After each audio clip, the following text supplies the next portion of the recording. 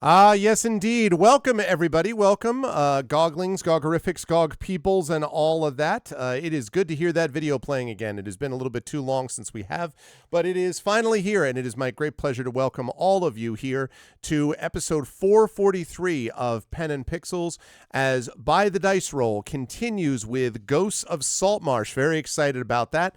It is going to be a good time today. I am looking forward to this. But before we get there, just a couple of quick reminders. If you have not done so already, please consider following us here on GogCom's Twitch channel. That is always appreciated. If you haven't already done so, please consider as well checking out and subscribing to us here on the GogCom Twitch channel, because you get those custom sub badges and emotes, DRM free, of course, to use here, there, and everywhere across Twitch. And it also supports the streamers, so that is always a good thing, as I throw on my Twitch chat here. And if you have not already done so, and I almost forgot that also we have to put on that's Pen and Pixels. That's me. And also, if you have not done so, please consider clicking through to our own channels, because we have our own individual Patreons and subsystems and stuff like that as well, as we get ready here for more Dungeons and Dragons. And as a reminder, By the Dice Roll, which plays on this group, is all GOG streamers or previous GOG streamers or related to GOG streamers, or having previously played with us on other campaigns, even if they themselves are not GOG streamers. But we have our own group now, By the Dice Roll, and if you go look at bythediceroll.com, you can see our webpage. You can follow us on our various social medias, and there'll be more coming up soon about other stuff happening with By the Dice Roll down the line. But now the time has come, he said artfully, for us to get rolling, and so I'm going to unmute myself and apologize to anyone that I may have interrupted because I couldn't hear them. And then I'm going to unmute them. And last but certainly not least, I am going to head over with excitement and joy to the crew of By the Dice Roll. They are here and ready to go, and you can see that they are prepared and happy. The only one who is missing is Ananda, who is not able to be with us today, but Ananda will return with us next month. And not necessarily next month. We're supposed to play in 2 weeks from now, so we might actually have Ananda in 2 weeks, or we might have Ananda next month, but we will have Ananda soon, is my point. And so Brian will be very much kind of a 1,000-yard stare looking into the distance quite a bit today, is what we'll have going on today. But that's the deal with that. Yes, we do have our own Twitch channel, By the Dice Roll, and more will be discussed with that as well, Echo. Thank you for that note. That is a good point. But we'll talk more about that down the line. Brian took a vacation to hang out with Blossom. There's a reference. See? Good stuff, Echo. Could not agree more. But the rest of the crew is here, and I'm going to start with the wonderful person on the left side of your screen on the player list, and that, of course, is the amazing and awesome Pyron Jade. Pyron, it's good to see you. How's life in the universe with you? And what I will ask specifically about this is, are there any plans, because I know that Germany is a little more into this than they used to be, for Halloween? Is Halloween a little more a thing than it used to be the case? Okay, so yeah, Halloween is a little bit more of a thing here than it used to be when I was a child. So I'm living like in a very small town setting here, and there is actually some celebrating going on. And also, my wonderful husband, Ebenezer, is totally into Halloween. Like, totally. Like, I have to stop him. The entrance to our house is like behind the house, so you like walk over the driveway and then get behind the house to get inside. Okay. There's our door. And so he's like thinking about all the scary stuff he can put there for Halloween. Like, if you do that, we're going to have less kids coming to the door. And you want the kids to come to the door. They'll be the hardcore ones, right? Like the ones that really committed. Yeah, he wanted one of those mist machines. Yeah, the dry ice makers or whatever, the fog machines. Yeah, fog machine. Yeah, yep. Fog machine. Those, and I think that's too much. But we're gonna have like a projection in the window and things like that. So nice. See, yeah, that's the way to do it. Also, of course, we're gonna celebrate Halloween on this wonderful Twitch channel again, as we do every year. It's gonna be a week-long celebration this time, starting on October 29th. And going until November 5th. And we're going to stream wonderful games, creepy, weird, spooky, all kinds of games in that direction. Mm-hmm. And we're also going to have a new episode of our own gaming trivia game show. Yeah, that sounds weird, but I think it's the right word. Trivia game show about games. It's going to be on Sunday, November 3rd at 2 p.m. EDT. all of us should be in daylight savings by then. So it should all work out. There's going to be a proper announcement for that as well. Just giving you all like a pre-release here. You chat people now know more than most people know. And there's that. And I'm playing Waves Crashing Against Rocks tonight. Kenku Paladin. I think you know about Waves by far, so I'm just gonna say we'll move on. You just move on to Saber. Always a pleasure, Pyron. Yes, I am excited for the GOG showdown, during which time I'm apparently going to be doing a lot of this. And that's an inside joke that none of you are going to get unless you're in the green room. Always a pleasure to have Pyron with this. Also a pleasure, of course, to have Dark Saber 2K with us. And for whatever reason, the way that it looks right now, it looks as if, because you have similar backgrounds, you're sitting right next to Pyron and just have the classic two cameras, you know what I mean? Like they are actually not in the exact same place. But it looks vaguely like that. So he's coordinate with Ebenezer so that I can like reach across, and then his hand comes in on the side of the screen. Yeah, exactly. Anyway, but it's always a pleasure as well to have Dark Saber with us. Thank you, first of all, Saber, for Moobot and Dashboard as always, and otherwise, how things going on with you. And I have a question. As a metal fan, I do want you to tell me who you're playing, but as a metal fan, I have to assume that Halloween is somewhere in the consciousness, right? I mean, that's got to be somewhere there for you. Where would you rank, Halloween as a holiday that you appreciate or don't appreciate? I'm curious. You excited, not excited? How do you feel about it? I've always liked it because it's the one where the weirdos are allowed to be weird. Yeah, this is what I was asking, right? Basically, it's always been the attraction for that to me. It's like right from a kid, you get up into the dressing up of it and all that side of things, and it's just fun.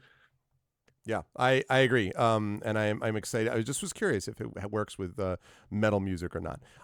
Well, having said that, not costumed today will be your character. Who are you playing today, Saber?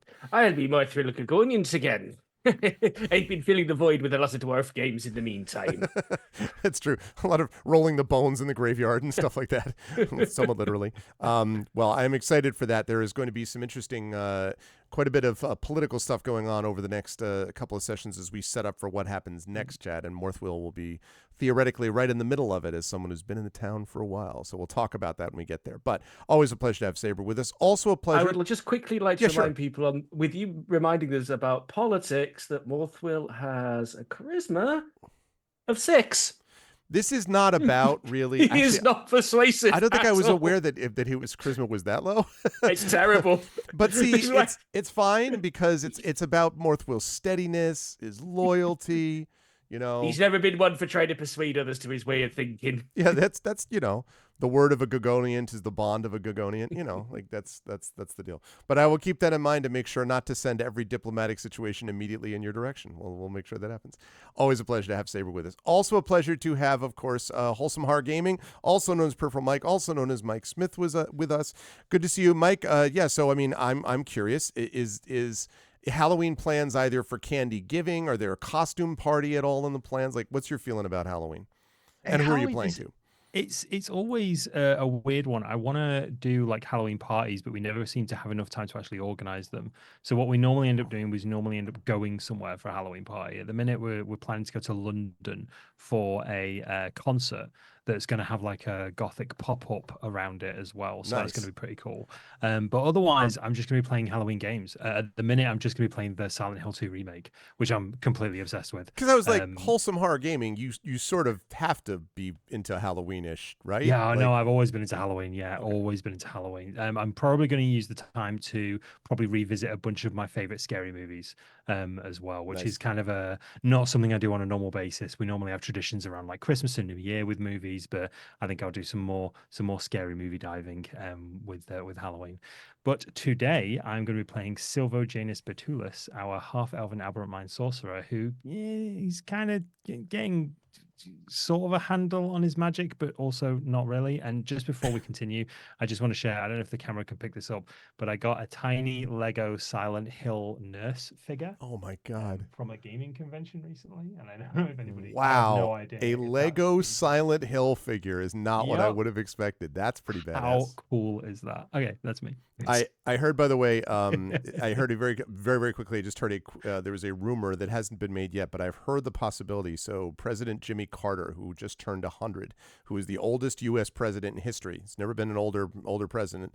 Wow. Jimmy Carter wanted to live long enough to cast an early vote in Georgia, which he did today. So he did live long enough to do it. And he's been in hospice for almost 2 years. Wow. Really extraordinary life in Jimmy Carter. I mentioned this because someone made a joke on Twitter that when he got to 100, he can no longer play with Legos. And so as the internet goes, people were like, well, that's some crap. And so there is the possibility that Lego may actually release a set that increases the level to like 100 plus, like, because they're like, well, but it's very funny because, it's taking. So anyway, it's pretty, I don't know, interesting combination of events when the internet is in a better situation than a worse one. Always a pleasure to have Mike with us. As I mentioned, Ananda not with us, but will be back with us hopefully in 2 weeks. And if not, then definitely next month. And that leads us last, but certainly not least, to Bruce. Undeveloped Bruce is with us. It is good to see you, Bruce. Bruce, any feelings one way or the other about Halloween? Would the dogs have any feelings about Halloween? Like what's your feeling about Halloween and whether you like it or dislike it? And who are you playing today? I really like other people's enjoyment of Halloween. I don't personally do much. I've put some bat ears on my dogs because I think that's funny. Yes. They enjoy that.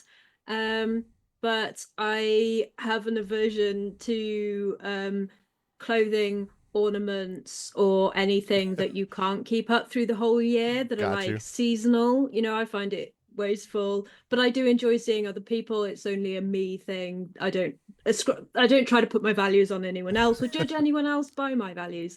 They're just for me. But yeah, so I enjoy other people's enjoyment of it, and I like to watch lots of Halloween content and engage with it.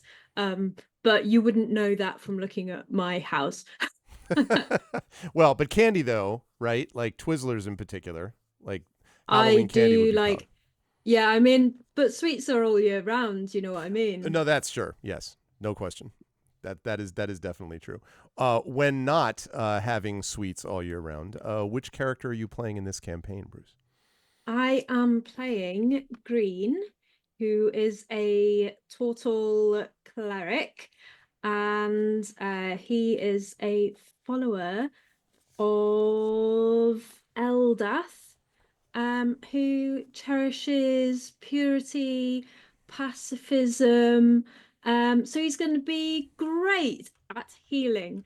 And yeah, he also likes to keep things pretty clean and is convinced that everyone wants to eat him after being trapped on a ship with lots of people who are trying to eat him all the time. So yeah, that's all you need to know about Green. There was an extensive discussion of this last time about, so then you won't eat me. Like after they left the ship and like, well, yes, I really love the character of Green. I am excited for more from Green and from all of the party. And with no further ado, let's fire up the music. Let's talk about what happened last time. As we move into, where's my river town at? There it's at. There's my river town. And it really should be coastal town, but you know what I mean. Make sure I got music. Do I? There we go. Lovely.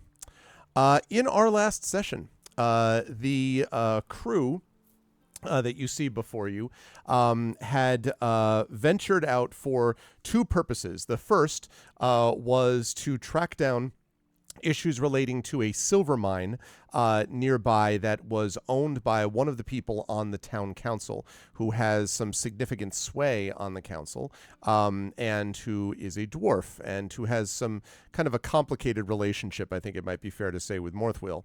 And the party decided that they would try to investigate this problem with the mine, which apparently circled around the undead. What they discovered when they got down into the mine was that, oh yeah, there's an issue with the undead. There were a lot of undead and a lot of other wild creatures as well, but specifically that the undead were coming from somewhere outside of the mine and coming in through the ocean somehow, walking up off of the ocean floor literally into the mine itself. And so after the party had dealt with, I don't know if it would say cleaning it out completely, but certainly addressing the issues with the mine, then managed to get on a boat and head out to the second reason that they had been sent out, and that was to deal with a ghost ship known as the Emperor of the Waves. This was a ghost ship which allegedly had sunk many years ago, and yet had recently been discovered again on the ocean waves, which was very discomforting for anyone who was seeing it. But also, which, at least according to the party's main sort of contact, I guess you might say, Anders Skolmore, was told, sorry, Solmore, not Skolmore. I'm mixing up Scare and Wave Chaser, his butler. Anders Solmore, that there was a family heirloom, a kind of relic that could be found on the ship, allegedly, and that if the party was able to get that relic and bring it back to him, that it might allow him to have the full amount of sway with the town council that would allow him to prepare the town for invasion by the Sahuagin, which is something the party has been trying to convince the town council of for a little while, but the council, which is very suspicious of the party's allies, creatures like the lizard folk, as mentioned in a previous adventure of Ghosts of Saltmarsh and so on, the council was not sure if they wanted to go this direction. Plus, the council spends a lot of time at each other's throats anyway, and so the party needed to figure a way how to sort of short-circuit all of that, and this was one way to do it. The party made it to the Emperor of the Waves. Not only did they make it to the Emperor of the Waves, but they managed to make it below decks. They had some encounters with some odd spider ettercap creatures there. They had some encounters with some odd undead creatures that could have been extraordinarily dangerous and drain things from them there. But they managed to get the actual clearly magical treasure chest, which belongs apparently to Anders Solmar's family, just in time. Oh, and one other important note. They also discovered that this ship was not actually all it was cracked up to be, and that apparently the ship had at some point been involved in the smuggling of not just goods, but in the smuggling of people, that it may itself have been involved at some point in the slave trade, something which was not widely known, presumably, to the history of the town. Anyway, that's something the party knows and needs to think about if it wants to tell anyone else about. And everything was going great until a massive tentacle shot through the side of the ship, at which point they realized that the ship was being crushed by an enormous kraken, octopus, sea beast, Jormungandr sea serpent thing. And the party was on its way out when they were met. I believe Morthwyl was literally met. It was either Morthwyl or Silvo, was literally met by a shell. It was the shell of one Green, who had been captured by the same cultists that had been running this ship. And after a little bit of persuasion, managed to convince Green that they were not going to eat Green, at least not right then. Green agreed to accompany them so long as they would not eat Green. And they then left the ship just before the ship was crushed and dragged beneath the waves by the creature that things should not know, or that man was not meant to know, basically, and went back to the town. In our final session of last session, the final sort of group of all this, they had a chance to speak to some people about the details of all of this, including the keeper of the graveyard, a orc who is himself a historian of the town, who was able to talk to them a little bit about what the town was about relating to this ship, who was able to confirm the thing I mentioned about the smuggling of this ship, and who also, they were able to do a little bit of work with, I believe, the crystal orb that they had found for a while too. They were able to do some work with that also. So all of that led to them making the decision that they were going to take this item down to, I don't remember if you took it with you. Did you, Waves? Okay, so right, because you buried the chest. Right, buried the chest, and then Waves was going to go down to meet, though, I believe, with Anders Solmar, and with Scare and Wave Chaser and, the council members, and basically tell them, we did the deed, we got the... No?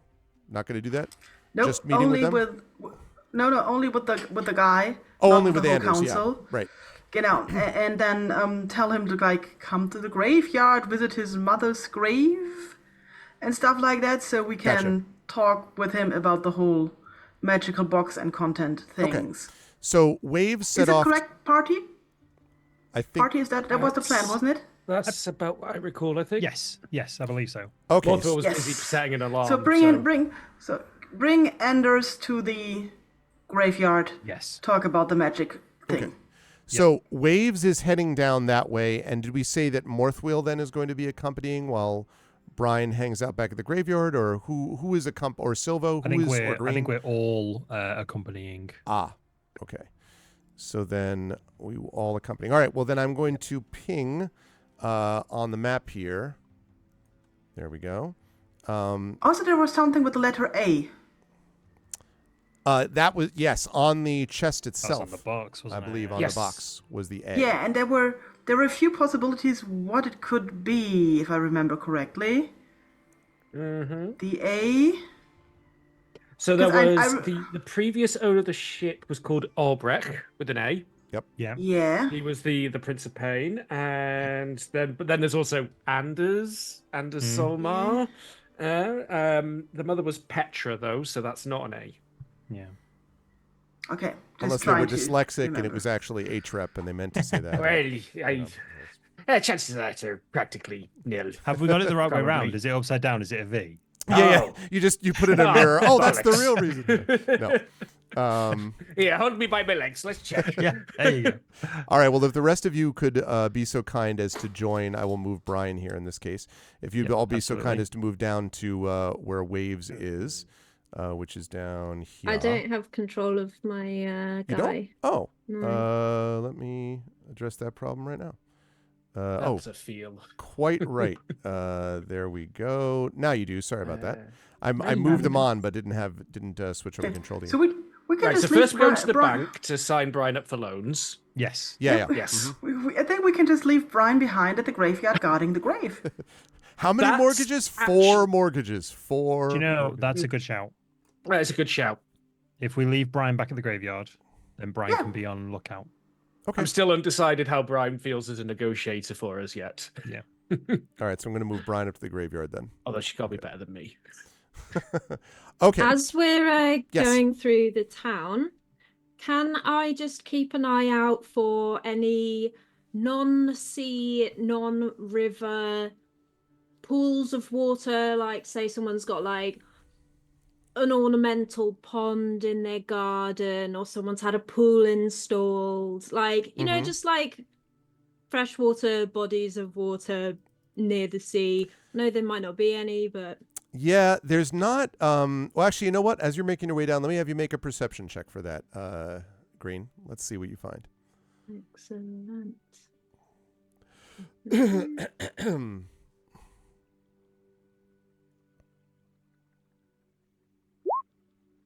12. 12.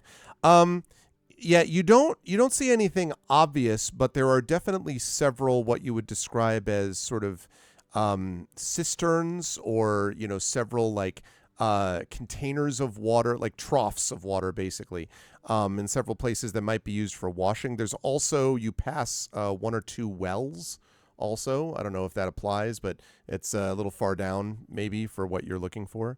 No ornamental pools or gardens, though. This is a rather practical town that doesn't, go in for that sort of thing, and doesn't always have a lot of money either. All right, that's all right. None of that sounds very peaceful, so we can keep going. Okay.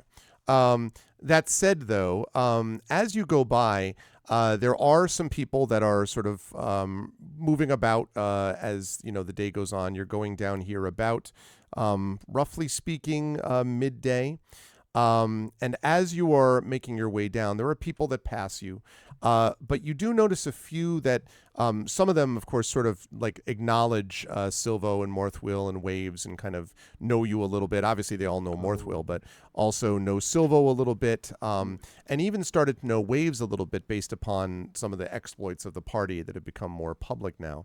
But you notice more than a few sort of kind of cast an eye at Green as you're walking by, and are sort of like, they don't stare exactly, but there are more than a couple that sort of look at you askance a bit, and then go back to whatever it is that they're doing. It's hard to tell whether that's it doesn't look like they're looking at you like, get out of our town, but it does seem like they have not seen a lot of turtles come Do their they way. look hungry? They do not look hungry.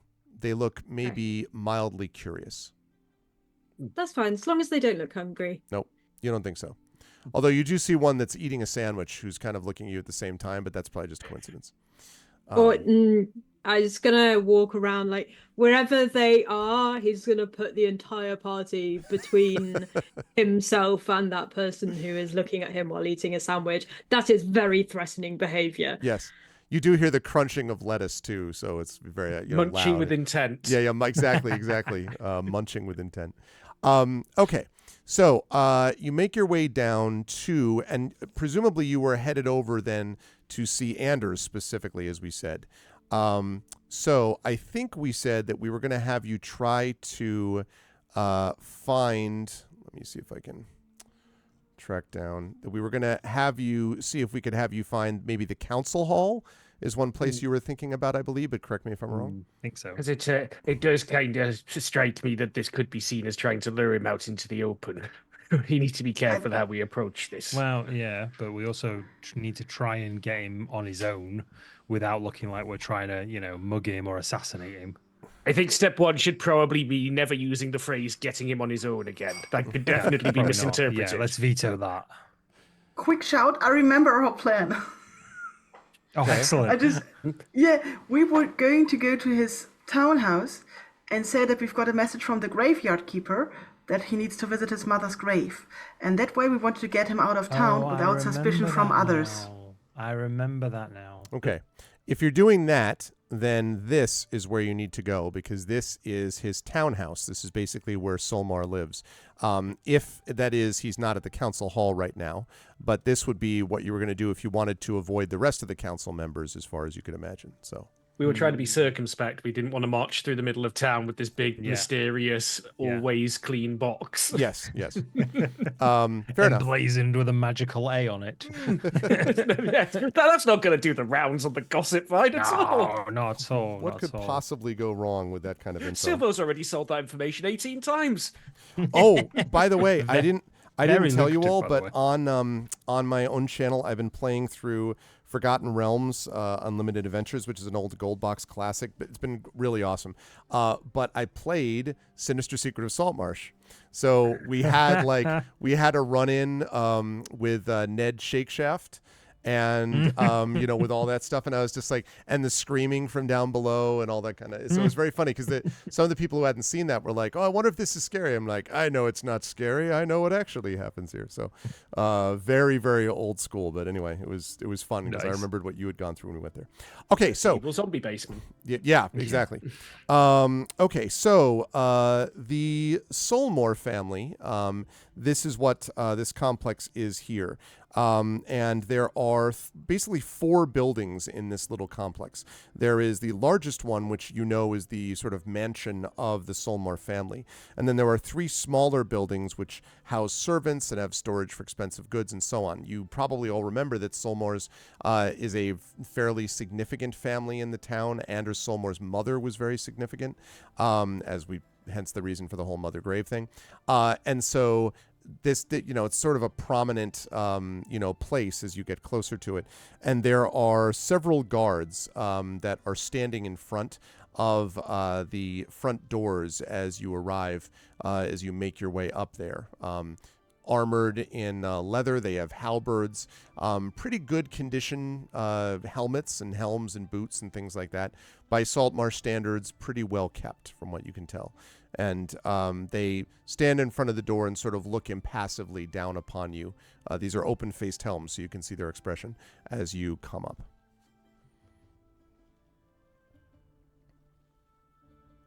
They just sort of stare at you. I walk up to them. Okay. And repeat the message that the graveyard keeper said in the graveyard keeper's voice. Okay. So they kind of as they hear the same voice that they're familiar with, they sort of, blink and then, do they look like they know what Kenkus are actually capable of, or because Kenkus can repeat what they've heard, or do they look really confused? I don't know about really confused. They probably, it's not something, just like with the turtle with green, they don't generally see these, but it's not totally out of bounds for them. So they kind of, and then they sort of look, and they also, as I say, like the other townspeople, probably know you all a little bit at this point. Yeah. And so one of them sort of says, I suppose we can try to get him if you wish, but he's not feeling too well today, he said. He wasn't even planning to go into the council hall. Why is it so important that he go see this grave right now? It's very dirty. The grave is dirty. They're all so dirty. Gives them like a harrowed look. He kind of blinks and looks at his companion and... Well, the gravekeeper did mention that in order to get things fixed as soon as possible without further damage happening, it would just need the personal personal note from Anders Solmar. It needs his eyes on it just for a couple of minutes. We promise not to keep him too long, even if he's feeling a bit under the weather. Plus, my friend here is excellent with curing potions and curing skills, and I motion over to Green. No, I'm not. Oh. I'm a healer. I show them my hands, which show no sign whatsoever of healing. But I do have the symbol of Eldath on my chest. Yeah. I don't know if they would be familiar because she's, more an inland sort of goddess, but... They sort of blink, both of them, and then they say, the one you've been talking to says, well, I mean, I can ask him, I suppose. If you don't mind.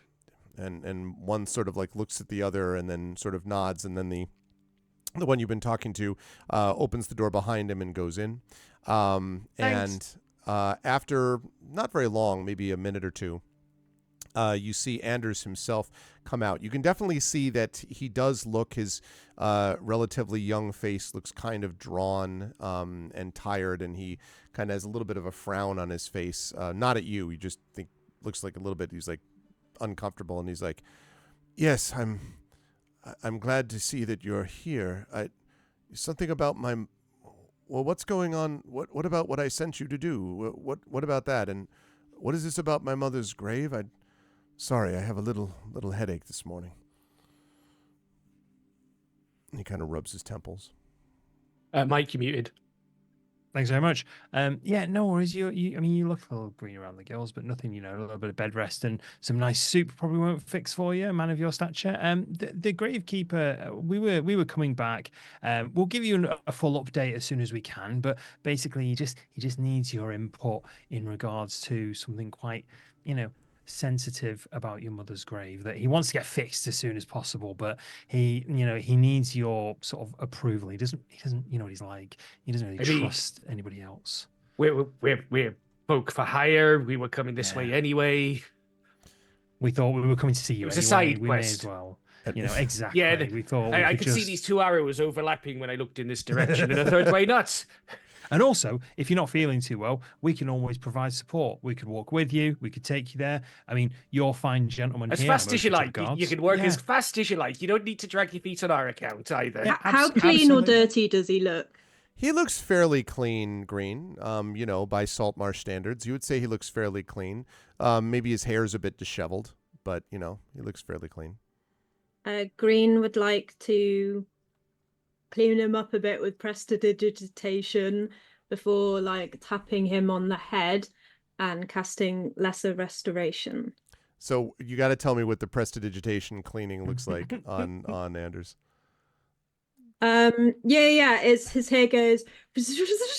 So he kind of is like, it lifts up, and the guards are like they reach for their weapons and then they're like, why? Don't and worry. they sort of look at each other Hey, like, what just happened? No, it's fine. It's just The Green. thing is, Don't worry about it. Green doesn't have a concept of what hair's supposed to look like. So he sees greasy hair and he's like, I will strip all of the grease from this hair. So he strips all the natural greases from the hair. It's the driest, crispiest hair in the world. And it just goes psh, like pure static instantly. But it's so clean. Suddenly Doc Brown Back to the Future, right? Like, Love it.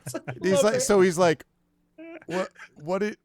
what did you, and the card's like, oh, you can't just do that. That's Mr. Solmar, that is.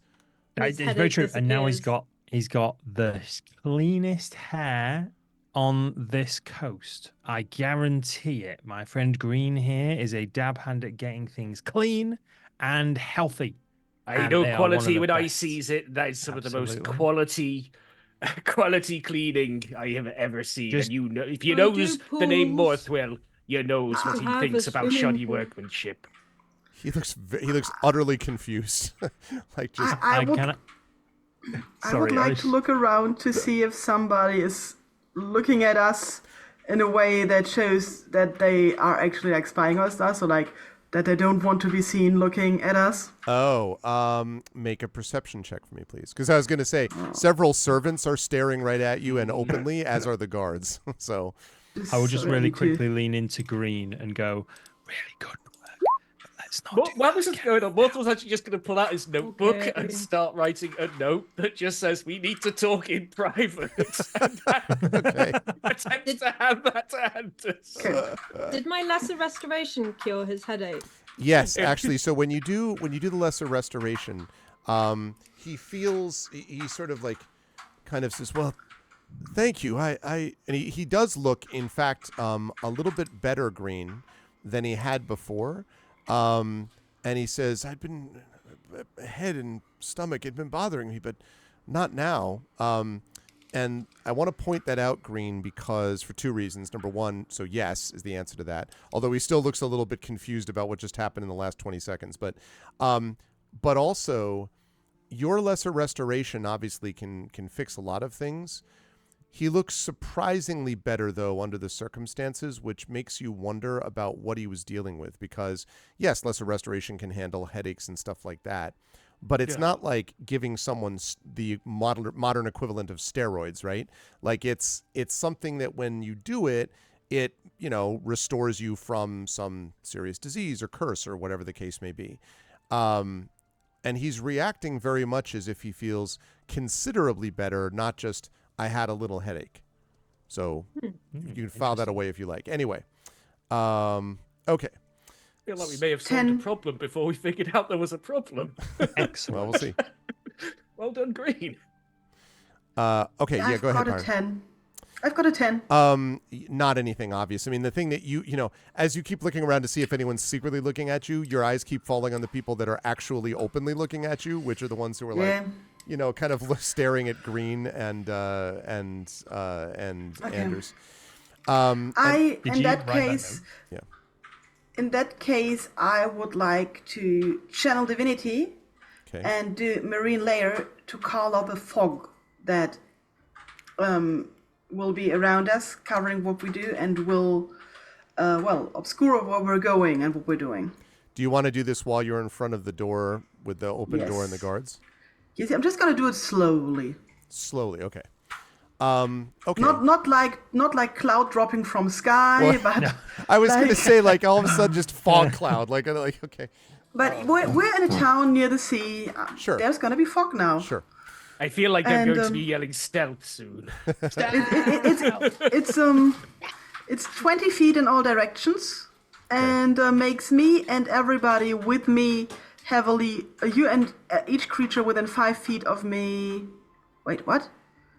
Making its area heavily obscured, but for me and everybody who's with me, everything is only lightly obscured. So we can look through the fog, but other people cannot look Okay. through the fog. I'm going to give you a little bit of the benefit of the doubt to let you bring this in relatively slowly, even though I don't know whether the spell works quite that way, but I'm going to assume that you can do a little bit of work with that.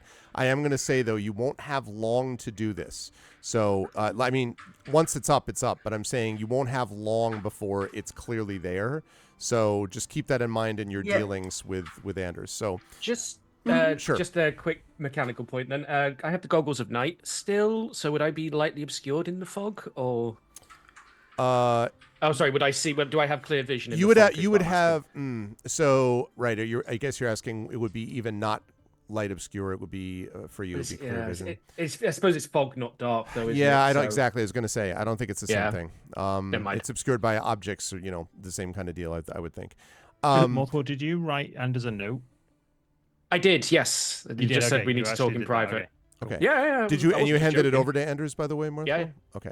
So Anders looks down, and again, sort of like 30 seconds, weird things have happened, but kind of looks down, looks back up, and sort of is like, well, all right, I'm going to go with them then. This situation with my mother's grave seems important. Craig sent you, did he? And kind of looks generally at all four of you. All right. Well, so I'm going to do that, and I'll return as soon as may be. And one of the guards, the one that you've been talking to, says, "Mr. Saltmarsh, sir, I don't mean to get into your business or anything, but one of us should go with you. I mean, just given the certain current state of security. And Anders says, no, that's all right. I can make it on my own. Just if anyone comes, let them know that I'll be returning shortly, and see what you can do about. And he starts looking around.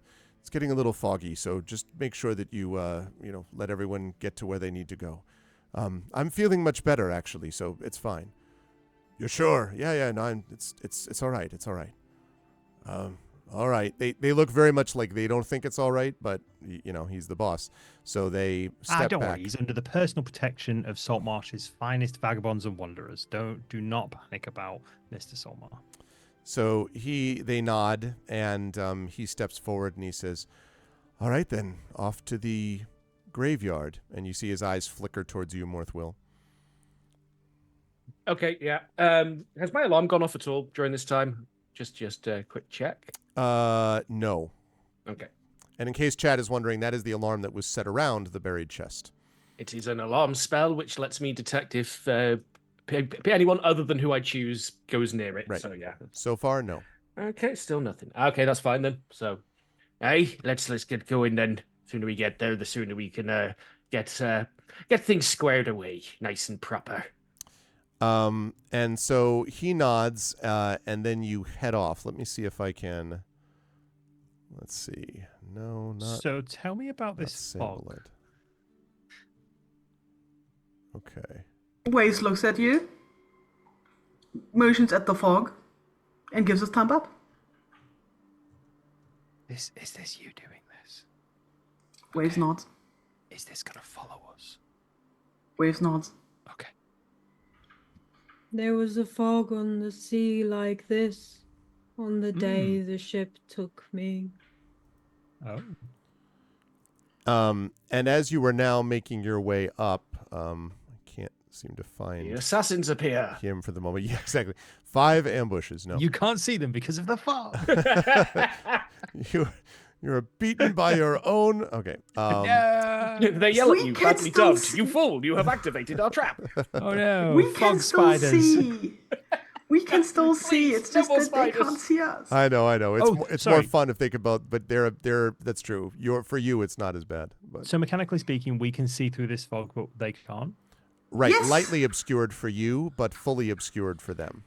Okay, Yes. I'm gonna hang like at least 10 feet behind the party and make sure If that no one's happens- following us. As soon as you're not within 5 feet of me, it's heavily obscured for you as well. Okay, 5 feet behind the party. Okay. All right. We're So gonna get I will as you go at make the back feet of the away group. from us. Yeah. as you make I'll your go at the way back of the up, and let me make sure that we got everyone up there. We're so paranoid. I see those 3. Do Okay. the thing in Red Dwarf. We're just orbiting each other. And there's green. Okay, great. Lovely. All right. So as you're making your way up, and I assume you're not. Are you like hustling like top speed, or are you kind of walking in a relatively normal pace? What's your speed? Probably relatively normal. We're not trying to draw undue attention Yeah. by having mysterious summons and then sprinting across town. Okay. As we go, yeah. Green has got his sweeping brush out and he's like sweeping dirt off the road. So all people see is like this dense cloud of fog that moves up the street, leaving it cleaner than it was before it Nice. arrived. It's a cleaning fog. It's a miracle. All right. Okay. How religion starts. That was the time of the cleaning fog. It was never before have our towns. Many thousands died the following year. Thousands of innocent Bothan germs died to bring us this cleaning fog. All right. So as you make your way up north along the road, going at a normal pace, as soon as you're out of earshot of the guards and any of that, Anders sort of turns to all of you and says, I understand you have some things to tell me, but before we do that, what exactly happened to you? And although I don't mean to disbelieve or distrust anyone you have with you, we originally contracted with the 3 of you and Brian.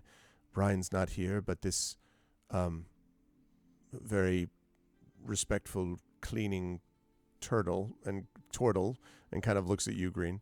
I'm not familiar, and he puts a hand up, like vaguely touching the ends of his staticky hair, like just the top. He says, "So, who is this person and where is Brian?" If I tell you my name, you have to promise not to eat me. It's the rules. To eat you? I would not eat any sentient creature that I am aware of. Can I do an insight check to see if he's lying? Sure. Although you can't see him in the fog, so it's no, just kidding. -10. 18. Pyra's just like, you can see I in said the fog. exactly. Don't make me get the I rule. swear to God. You This think fog into a fireball. you get the impression, Green, that that Anders is being honest. Anders looks to you like a fairly earnest young person, although it's fair to say I think the rest of the party is aware that there may be more going on with Anders than he lets on. But Anders definitely does not seem to be fooling you about like, oh yeah, I would totally eat you if I had the chance. You get the impression that he's being honest to the extent you can sense it. I give him a top to bottom, clean down. If there's any tears on his clothes, I cast mending as we go. He's my new best friend. My name is Green. I'm Green. Green. Anders see- Saltmarsh, thank you for your attention to my clothing. As You may as need there's, like, to dusting and stuff. Mr. Solomon, you may need to be aware that Green was a captive on the ship that we were sent to for quite a long time. Captive, So- but it was, but that was so. And then he stops in the road and he says, "So it is true. The ship was there, and We it's should not just a really keep rumor." moving whilst we talk. It's just let's walk and talk.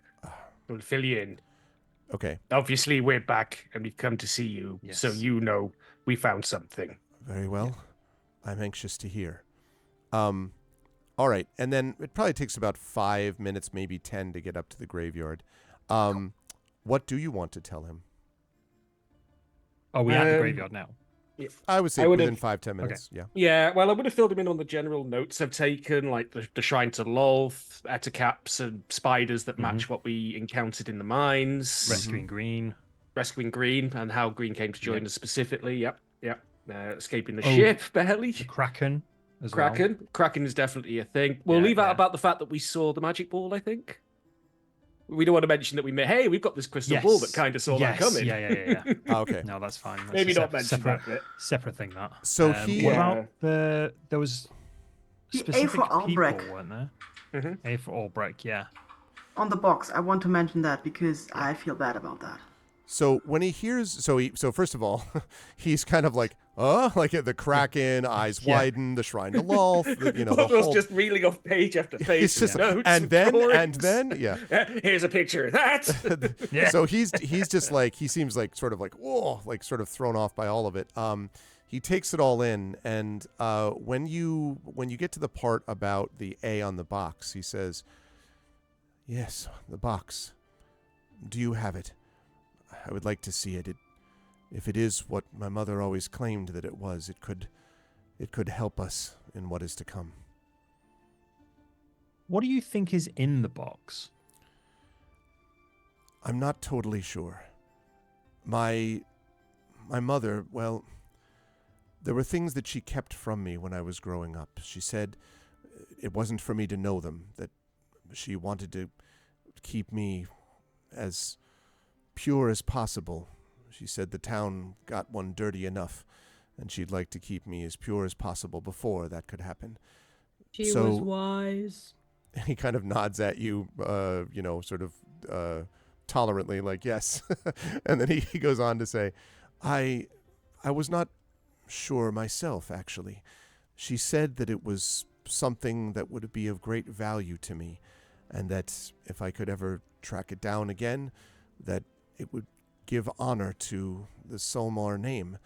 And obviously that is what I have tried to do, especially with the town council in the situation that it's in. This may be the best that I can do. And Can I see if he's lying? sure. Yeah. Insight? Sure. Insight. Insight check, Can I get please. in on that, please? Absolutely. 18. I will Well, keep that in I mind. trust this guy implicitly. Yeah, I thought you would. Hey, he's been straight with us so far. Exactly. You got an honest face. Silvo, you get the impression that and the waves. All right, all right, that's interesting. Silvo, you get the impression that he is telling the truth about what he feels, or like what he was told. There's something else you don't quite get a sense of, but at least in terms of what he's explained to you so far, that definitely seems to be true.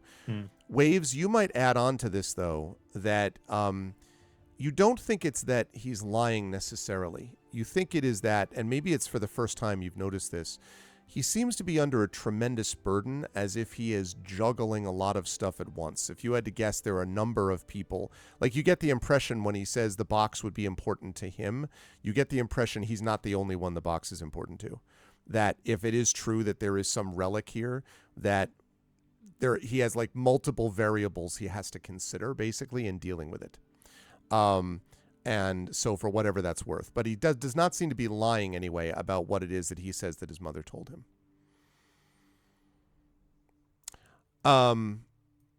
And Now Waves has to communicate that as to us somehow. Right. Yeah. Well, what is very clear is that Waves is staring intensely at Anders and like tilting the head and continues staring intently and then like doing like with the head.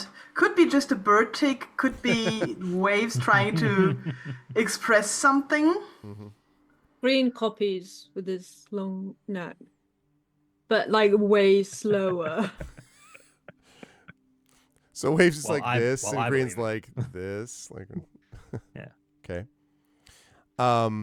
But he has asked you about whether he can see the box since he's at the graveyard now. He says, I'm gonna he's like, it's look amazing. This over. fog is, I can't believe it. Normally it's burned off by this time in the morning. How long does 10 minutes? Okay. Sorry, just Probably have another Pyron posted. couple of minutes. Okay. I'm gonna look over to Morthwell because I know he set traps on the box. Nope, no traps, just an alarm. Just an alarm. But we've got to dig it up. So I immediately, was going to leave when the hole Anders- unfilled. What do you think I am? An elf? Exactly right. Oi, Sorry, old habits. you've insulted 50% of me already. As soon as Anders says, "Oh, I'd like to see the box," I glance over to Morthwell and I sort of like raise my eyebrows a little bit. Almost, I'm trying to imply, should we?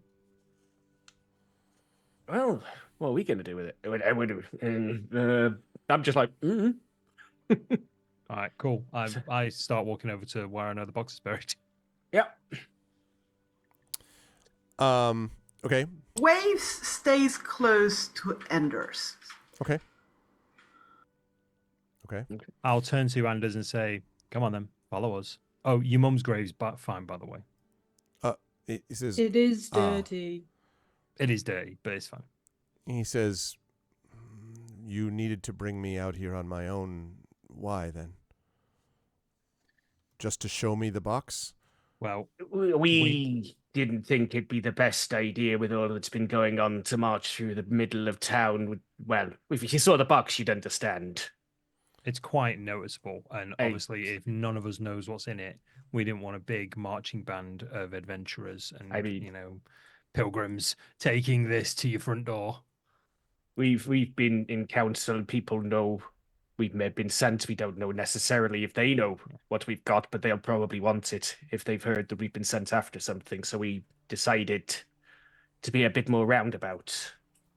Think about it this way: if there's something as mysterious as a ship that has never been found since it's sinking, with an item that is legendary on it, everyone's going to want to stake in it.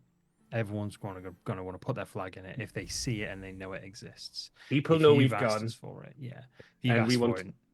it, I should say, if you've asked for it, then we need to make sure you know it is what you think it is. And if it's something better, fantastic. If it's something worse, then we need to do something about it. Because if none of us knows what's in it, this could be real bad or good. And he We're hoping nods. to get the drop on any grapevine that says we have indeed returned with a thing. He nods and he says, well, it's true that this has some value, I think, to others in the town, or it might. It's one of the reasons we asked you to go find it in the first place. But at least I supposed that you might be able to have some information about my family's ship. According to my mother, the Emperor of the Waves had belonged to the Saltmarsh. I assume if there are cults of Lolth and the rest of it now, it's been long since taken over and corrupted. That is unfortunate, though. I had always hoped I might be able to see the ship that my family once owned. And he... Not unless you're really good at holding your breath. And he sort of nods and he says, I'm used to living near a sea that is unforgiving. I know better than to take my chances with that. And are you digging up as this is happening, I should say? Or I think it's probably fair that Brian and probably myself are starting to dig it up whilst Morthwell's talking. Okay. He Green says, is like every single time a piece of dirt splashes on someone's boot as they're like shoveling, he's just like clean, clean, clean, clean, clean, clean. Silver's just like, how are you doing that so effortlessly? I think Right, sooner or later Dave. this is going to get us the best reputation in town. This will be squeaky clean. Hey. Rule question. Okay. Would Green doing that remove the rest of the dye from my feathers? Because I'm naturally black-feathered, but I dyed myself to look more like a parrot, and I'd been trying to get some of that off. I mean, yes. With not much success. I would imagine Would so. I now There's a suddenly spray be... bottle of vinegar that he's just like Now a magpie. rush out. I have some white splotches from some of the acid I remember, but would I now be like, look like, you know, Kenku again, or still parrot? I think that's dependent on if this is magical. So you're saying this is a vinegar bottle, Green? Like if this is, because if it's a magical, if it is prestidigitation, unless there's some stronger magical effect keeping the dye in place, then no, I think it would get it out. Yeah. Oh, okay. Well then. which means there's a moment, I imagine, where Anders kind of looks back to ask you questions, like, so, you know, and then like sort of turns and is like, Yeah. and I look kind of scary stares. now. Yeah. Just a tired sigh after his morning with us at this point. You've changed colour now, of course. Yeah. From funny little parrot to evil-looking crow. Well, here's the thing. Obviously, he's also had a chance to, you've already had a chance to express, including just now, before, your ability to replicate. And frankly, there is no parrot on Earth that can do that as well as a Kenku can. So Anders is, you know, not likely to have been like, wait, you were a large parrot, now you're a Kenku. Doo, doo, doo. You know, I never hit that I was a Kenku. I always tried to look more harmless. That was the whole thing. Well, now you look like a badass at the moment. For whatever that's worth. Oops. So it's her Blackheart story arc starting now. So he kind of sees like, and then by that point I would imagine that it's the box is pulled up, and perfectly spotless, of course, as we've established. Yes, absolutely. And as he sort of looks here, he says, I'm going to write a quick note to myself. That's not what he says. I said that.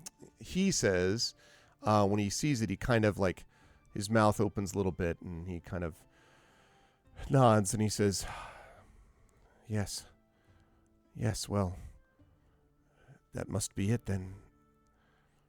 Oh, it must be it.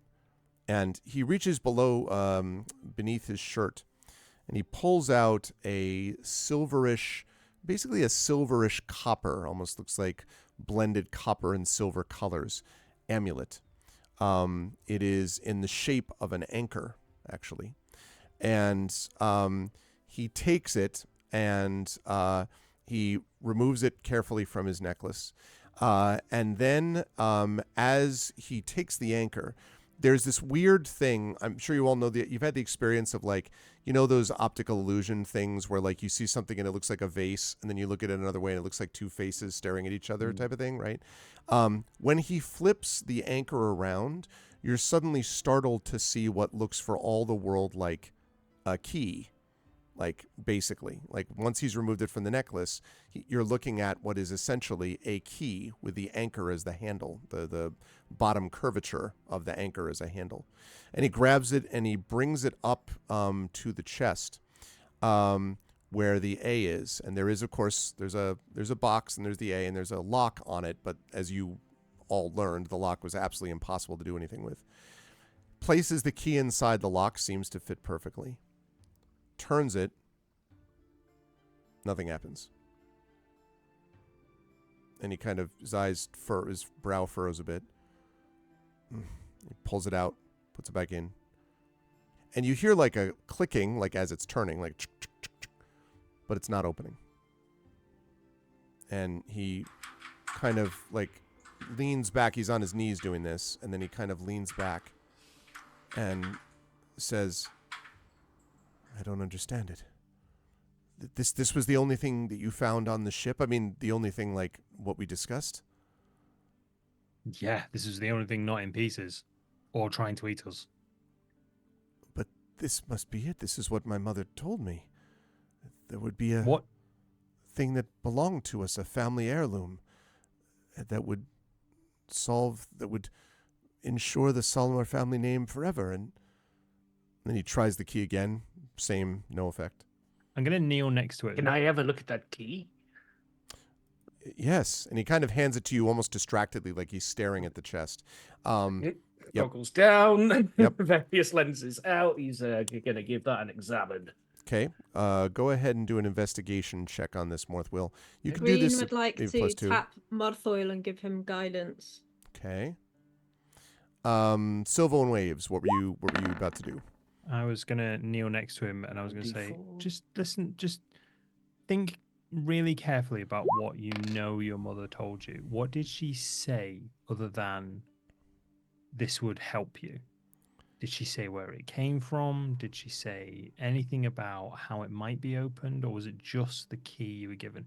Any key detail you might remember, you might not think is important, but it might be important. No, there was well, I was very young, but there was she said there was a ship, and on the ship a relic, an artifact, and that relic and artifact would help us, she said, and it was Emperor of the Waves. I'm sure of it. That was what we were told, and then when it disappeared, I assumed that whatever it was that it had with it was lost forever until it resurfaced, and this was the key that she said would give us what we needed. But that's all I know. And he kind of stares mutely at the key in Morthwill's hand. Quick table question. Sorry. How do we know the name Albrecht? Was it from Thingy, the Gravekeeper? Let me have a look. Just check my notes. Figure out where The Gravekeeper did mention that name to you, yes, at one point. Is that where we've learnt it from? Yeah. Okay. Yeah, because I don't think you did find the captain's logs and so on, but the captain's logs I think mostly talked about the cultists, Yes, and things like that. But Albrecht, the Prince of Pain, and all that stuff that came from the Gravekeeper. That was it. Yeah, the Prince of Pain. Thank you. So I'm going to ask Anders and say, what do you know about Albrecht? Albrecht. Yeah. Well, what about him? I make a motion to the A on the box. Mm-hmm. And this could have originally belonged to Albrecht. And he kind of stares at you, thunderstruck. He's like, "But Albrecht was a sea prince, a slaver. Do you mean this ship? This is a slave ship? My family owned a slave ship?" I thought we were trying to avoid that bit. There's no What do you evidence mean? Where did you find this information? We found no evidence to suggest your family owned a slave ship. What we found was a box that belonged to a slaver on a ship your family owned. Now, if it's a very gilded box with a big A on it, there's a chance a very important person with a name beginning with A, sadly not Anders, is probably the original owner of this box. did your mother ever mention where this relic came from? Or do you know anything about Albrecht that could help us? Has Albrecht lost any great treasure or relic or weapon or anything like that? My mother, and he kind of leans back. My mother never told me anything about the relic other than that it would help restore our family name. I don't ever remember her mentioning Albrecht, but you can't be a member of this council. Certainly can't be even a leader of the, certainly let alone a leader of the council without knowing about the sea princes. And Albrecht was one of the most vicious. You never said anything about sending us after an artifact to restore your family's name. We were supposed to be looking for a weapon. That's right. A weapon? The artifact is something which, had it been what I was told that it was, something which would ensure that we would have, and I specifically, would have unquestioned authority to be able to rally the people and to be able to build up the forces we have against the Sahuagin threat. I told you before that I believed you, but not everyone on the council does. And I hate to say this, but even Garen Primewater might have believed you, but he's been removed from the equation. And that, this is like footnote, see previous edition where Primewater was removed from the council because of some of the actions the party previously took in terms of discovering other information. Okay, back to the present. And it's been a while. Yeah. Yeah. He says, it was a weapon, a thing that was supposed to be able to be used that would allow us to have the authority that we needed. But if it turns out that this just belonged to Albrecht, then I don't know. It might have belonged to him. It could just be something he stole and put in his box. We don't know this. We know nothing. Let's think about this clearly. Now, I'm very good at thinking about the true ownership of items, especially when I'm taking them out of people's pockets. But that's another story for another day. This may not be something that Albrecht owned. It may just be something Albrecht stole and changed hands and was liberated. It may not, and that's a very real scenario that you will have to come to terms with. Whatever this shows, your mother said it could restore, the honor of your family, and it can give you the power and authority you need. You're inferring that it can give you the power and authority you need. You have to accept the fact that it may do the opposite. And he sort of nods for a moment, and then he says, if my mother believed this, it was not because my mother meant anything untoward by it. If she believed that it was possible that she had been also told this story, and that someone wanted this box retrieved. She did put a great deal of use on it, but she never spoke to me about it other than what I've explained to you. I always thought it was because she didn't want to let me into too much knowledge, to give me much information I didn't need. But it's possible she didn't know any more than I did, other than the legend, the rumor. There was a time when the Saltmarsh were able to determine much of the rule of Saltmarsh, except that over time it became clear that running things in a unitary way was not the way for the town to grow and flourish. I don't come from a family of dictators, but someone else then must have trumped up this story and made it clear that this story existed, and now we've retrieved this thing, and I don't even know who it belongs to. And he kind of glares at the still closed box. No, that's true. We don't know who it belongs to until we open it. And I look over at Morthwheel, who's been looking at the key. So what did we get on investigation? 16? 17? 17 with 17. guidance, yeah. Morthwheel, as far as you can tell, this does look like a fairly standard iron key, although it is fashioned in such a way that if you are looking at it as an anchor, if it's like hanging from a necklace, it wouldn't necessarily occur to you that the pieces and little bits off it, they would just look like ornamental, work, right? Like little ornamentation on the outside. But it's only when you turn it around and you're holding it by the anchor part, by the curvature part, that you can see that it really does look like a key. So it's beautifully fashioned. Whether it's magical or not, you haven't really done a check to see that yet. But it definitely seems like a well-made, well-constructed key of some kind. Beyond that, It doesn't look like it's missing any bits, or maybe it's No. like changes shape or something, like Uh, slides. definitely not missing any bits. As to whether it changes shape, I mean, based on current circumstances, Yeah. nothing yet. I mean, but you definitely don't see it as, it looks fairly solid to you. In fact, you can even feel a slight bit of warmth where it's been hanging against Anders' breast, as he held it under his tunic. Yeah, it's a very nice key, but I'm not seeing any kind of special trick to it. None I know of. And he just kind of like shakes his head and says, "I don't understand how this is possible. I'm sorry. I must have sent you on this absurd wild goose chase, and I thought that it was going to make it easier for us to do what we need to do with the Sahuagin. I didn't realize that."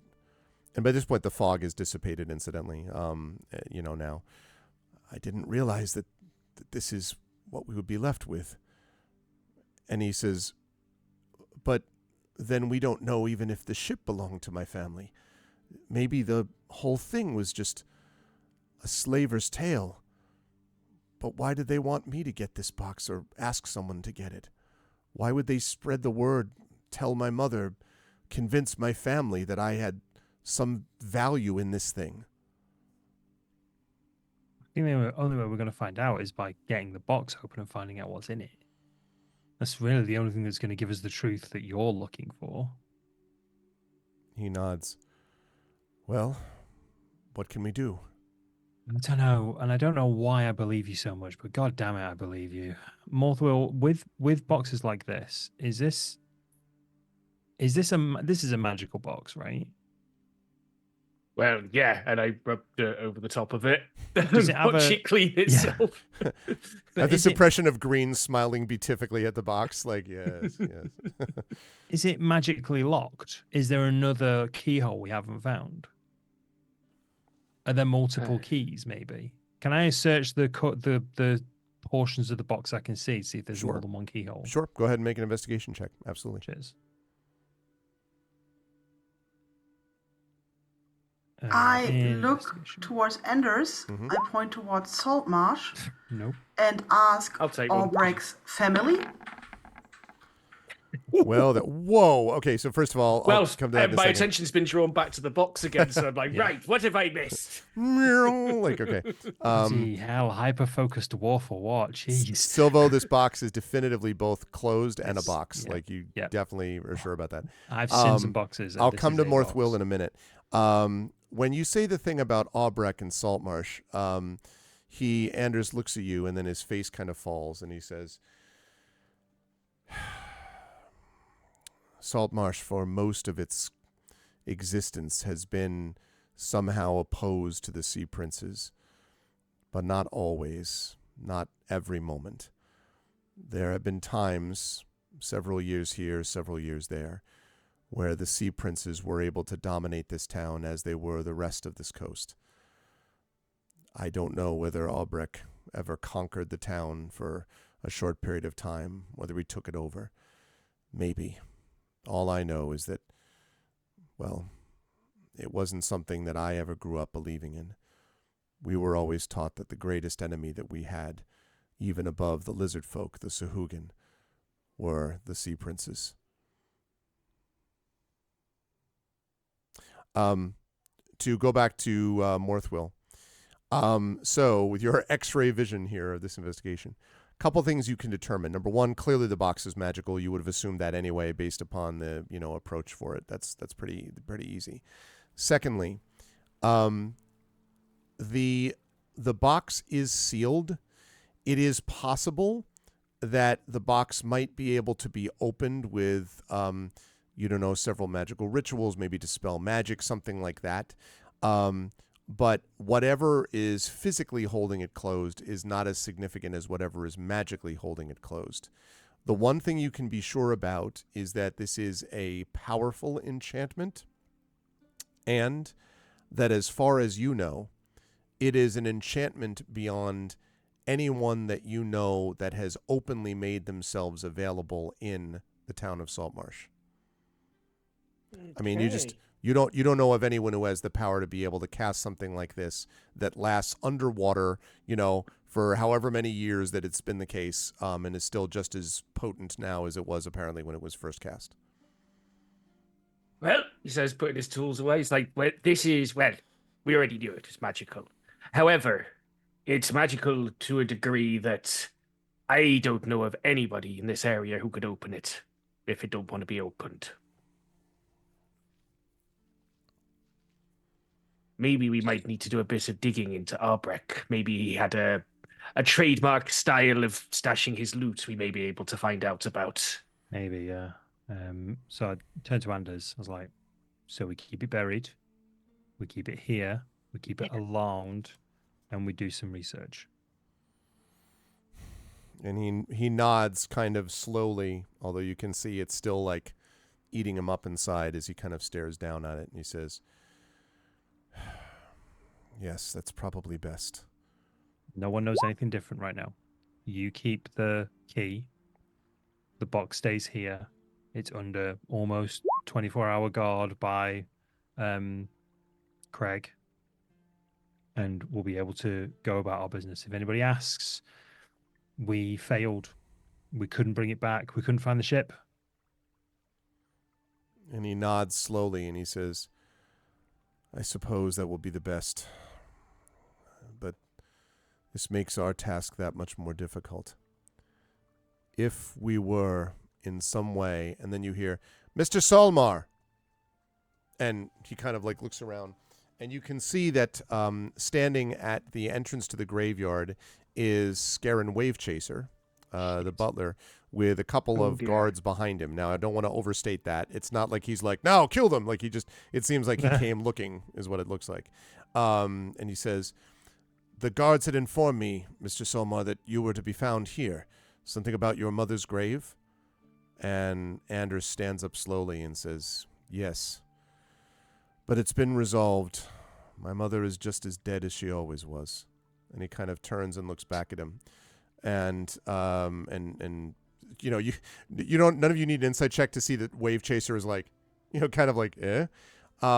He says, well, I see. And Anders says, there's no reason for us to stay here. We have work to be done in the town of the living. You can brief Scarin on the rest of your journey. I suppose that there are some, particularly, some who might want to hear about the other portions of the trip that you took. And, I will reach out to you when need be. And he kind of looks at all of you, giving you kind of a somewhat meaningful, acknowledgement, and then walks out flanked by his two guards. And Scarin turns back to you and says, I apologize. I did not mean to overhear anything or eavesdrop. I was just coming to find Mr. Saltmarsh. I didn't understand what was going on with his mother's grave. Do you know what happened? Can I do an insight check to see if he wants to eat me? Okay. 17. You don't get the impression that he's hungry for turtle at the moment, Green. Whew. At the moment. Love that phrasing. Love that phrasing. At the moment. I mean, it's not lunchtime, Just kidding. No, he does I not. just shake my head and make sad noises like. Abracadabra. Oh, that was the wrong button. And he sort of like nods slowly, and he says, I see. So you did not find the ship. That is unfortunate. You were gone for a while, though. What exactly was the nature of your journey? Where did it take you? Miles and miles of bloody ocean. They saved me from a boat. Which boat? Honestly, we don't know. It was an unmarked vessel in the middle of the ocean. This little schooner type thing. We were pretty certain they had Looked some like elves sort had made it. Couldn't keep the water out. You know how elves are. They don't use the good wood. Silver looks over. He's like, we don't like water. It shows in your boat making. He looks over at Green and he says, and why were you on this schooner made by elves? They wanted to eat me. I was looking for peace. Do you know where I can find inner peace? And he kind of It's is, not on a boat. and he says, I would think not, no. I must tell you, if you're looking for inner peace, you may have come to the wrong town. Saltmarsh is many things, peaceful not among them. And he kind of blinks. He says, so you were captured by them then? Taken on board?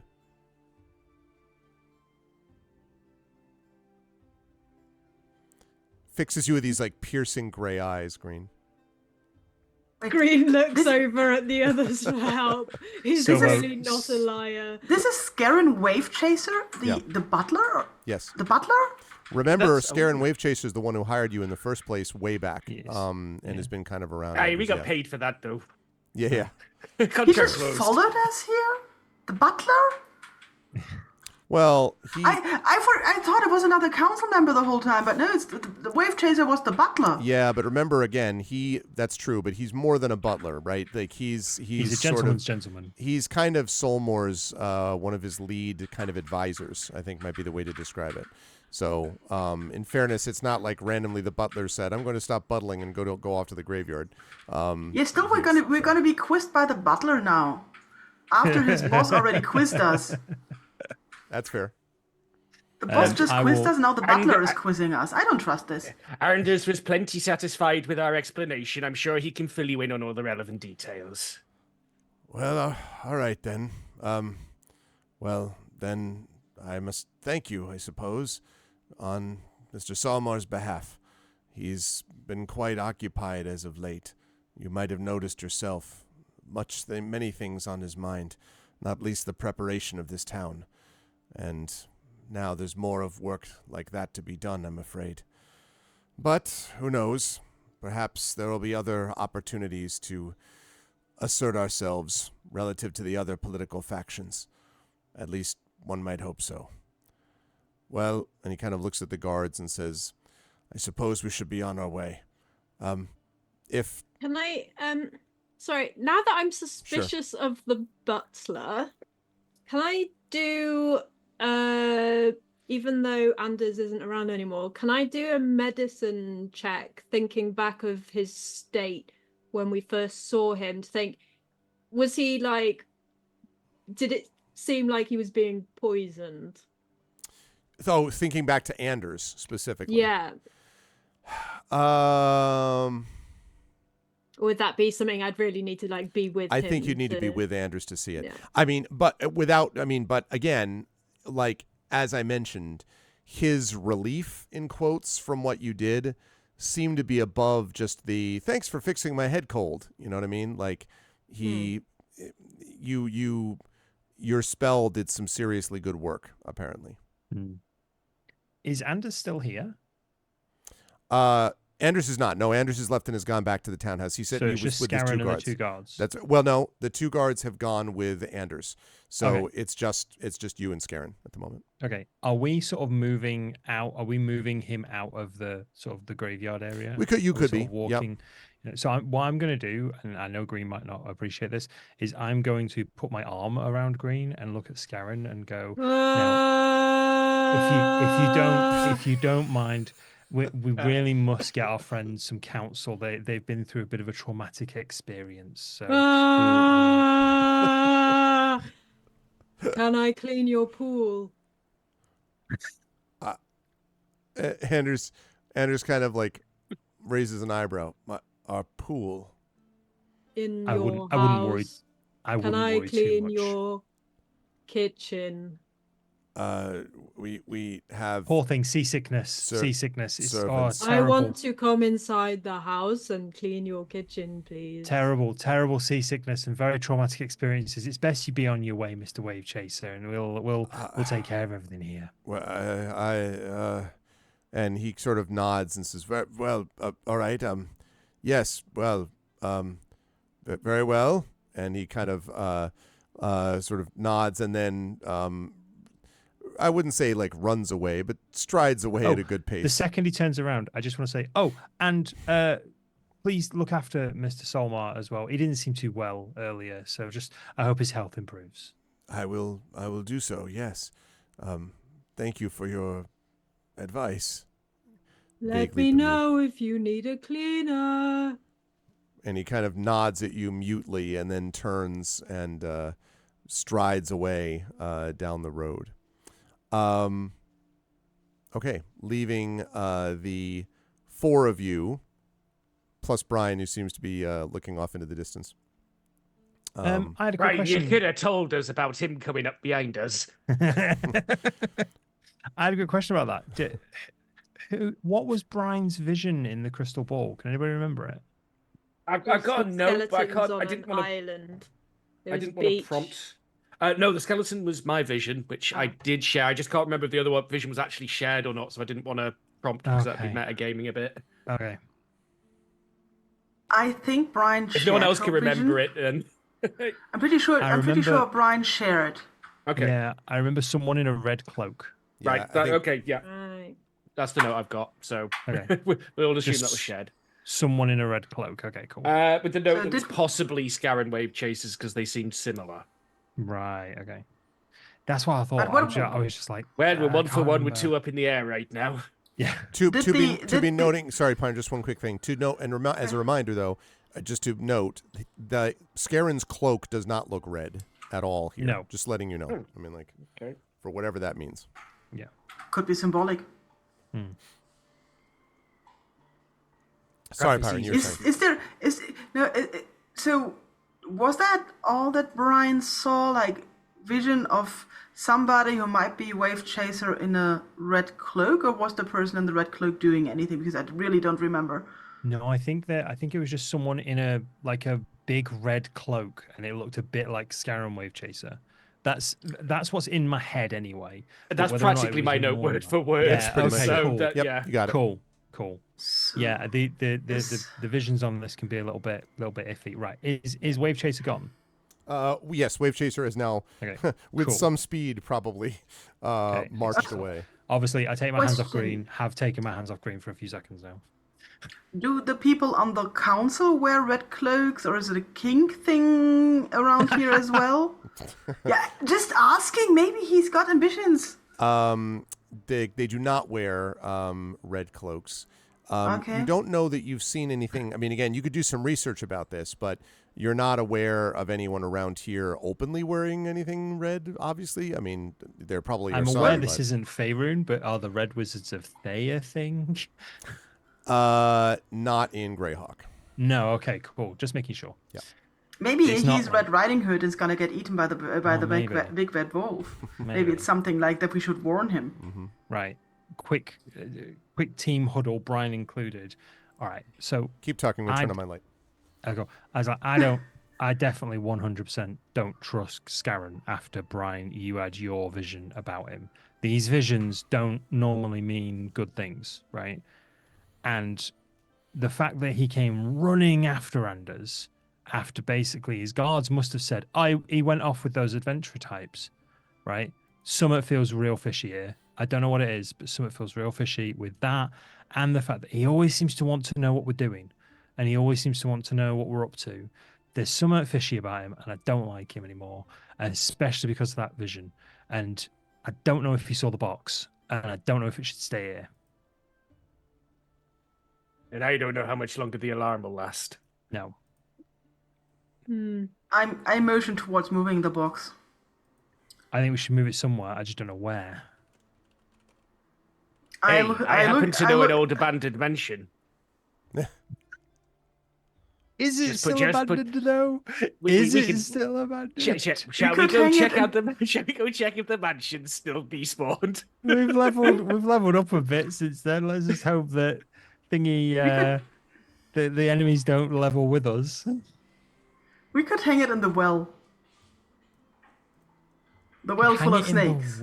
the well full of. Oh, we could. Yeah, no, there was a well full of snakes. I forgot about that. Hey, Nanda's in chat.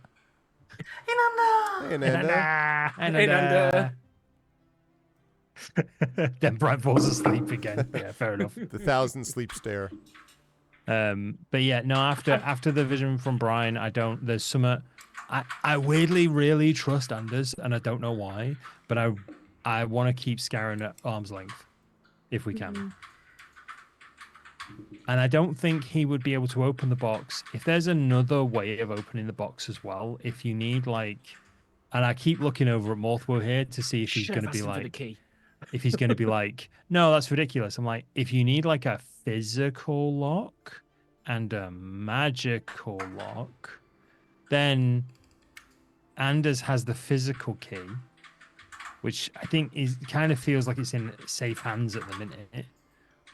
But we need to figure out what the magical component is, and unless somebody else knows about it, it's probably safe enough. But I would recommend we probably move it. I'd say it's unlikely anybody looking at that would have recognized it as a key. You have to look at it kind of with the idea that it's a key to begin with in order to see its true key within. Yeah. Oh, you really like that key, don't you? It's really well Oh, made. you're a fan of that key. Oh. It's a well-made key for the best-made box. I mean, for an activator like me, I'm quidsing at the moment. Very happy. Right. So where can we move this to?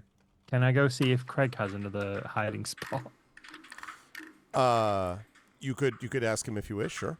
All right, I'm going to ask Craig if he has another potentially, like if we're over here, and I'm just pinging on the map right now, if we're over here, if there's another spot like over here, maybe there's like the other side of where we are. What about Anders' mother's mausoleum?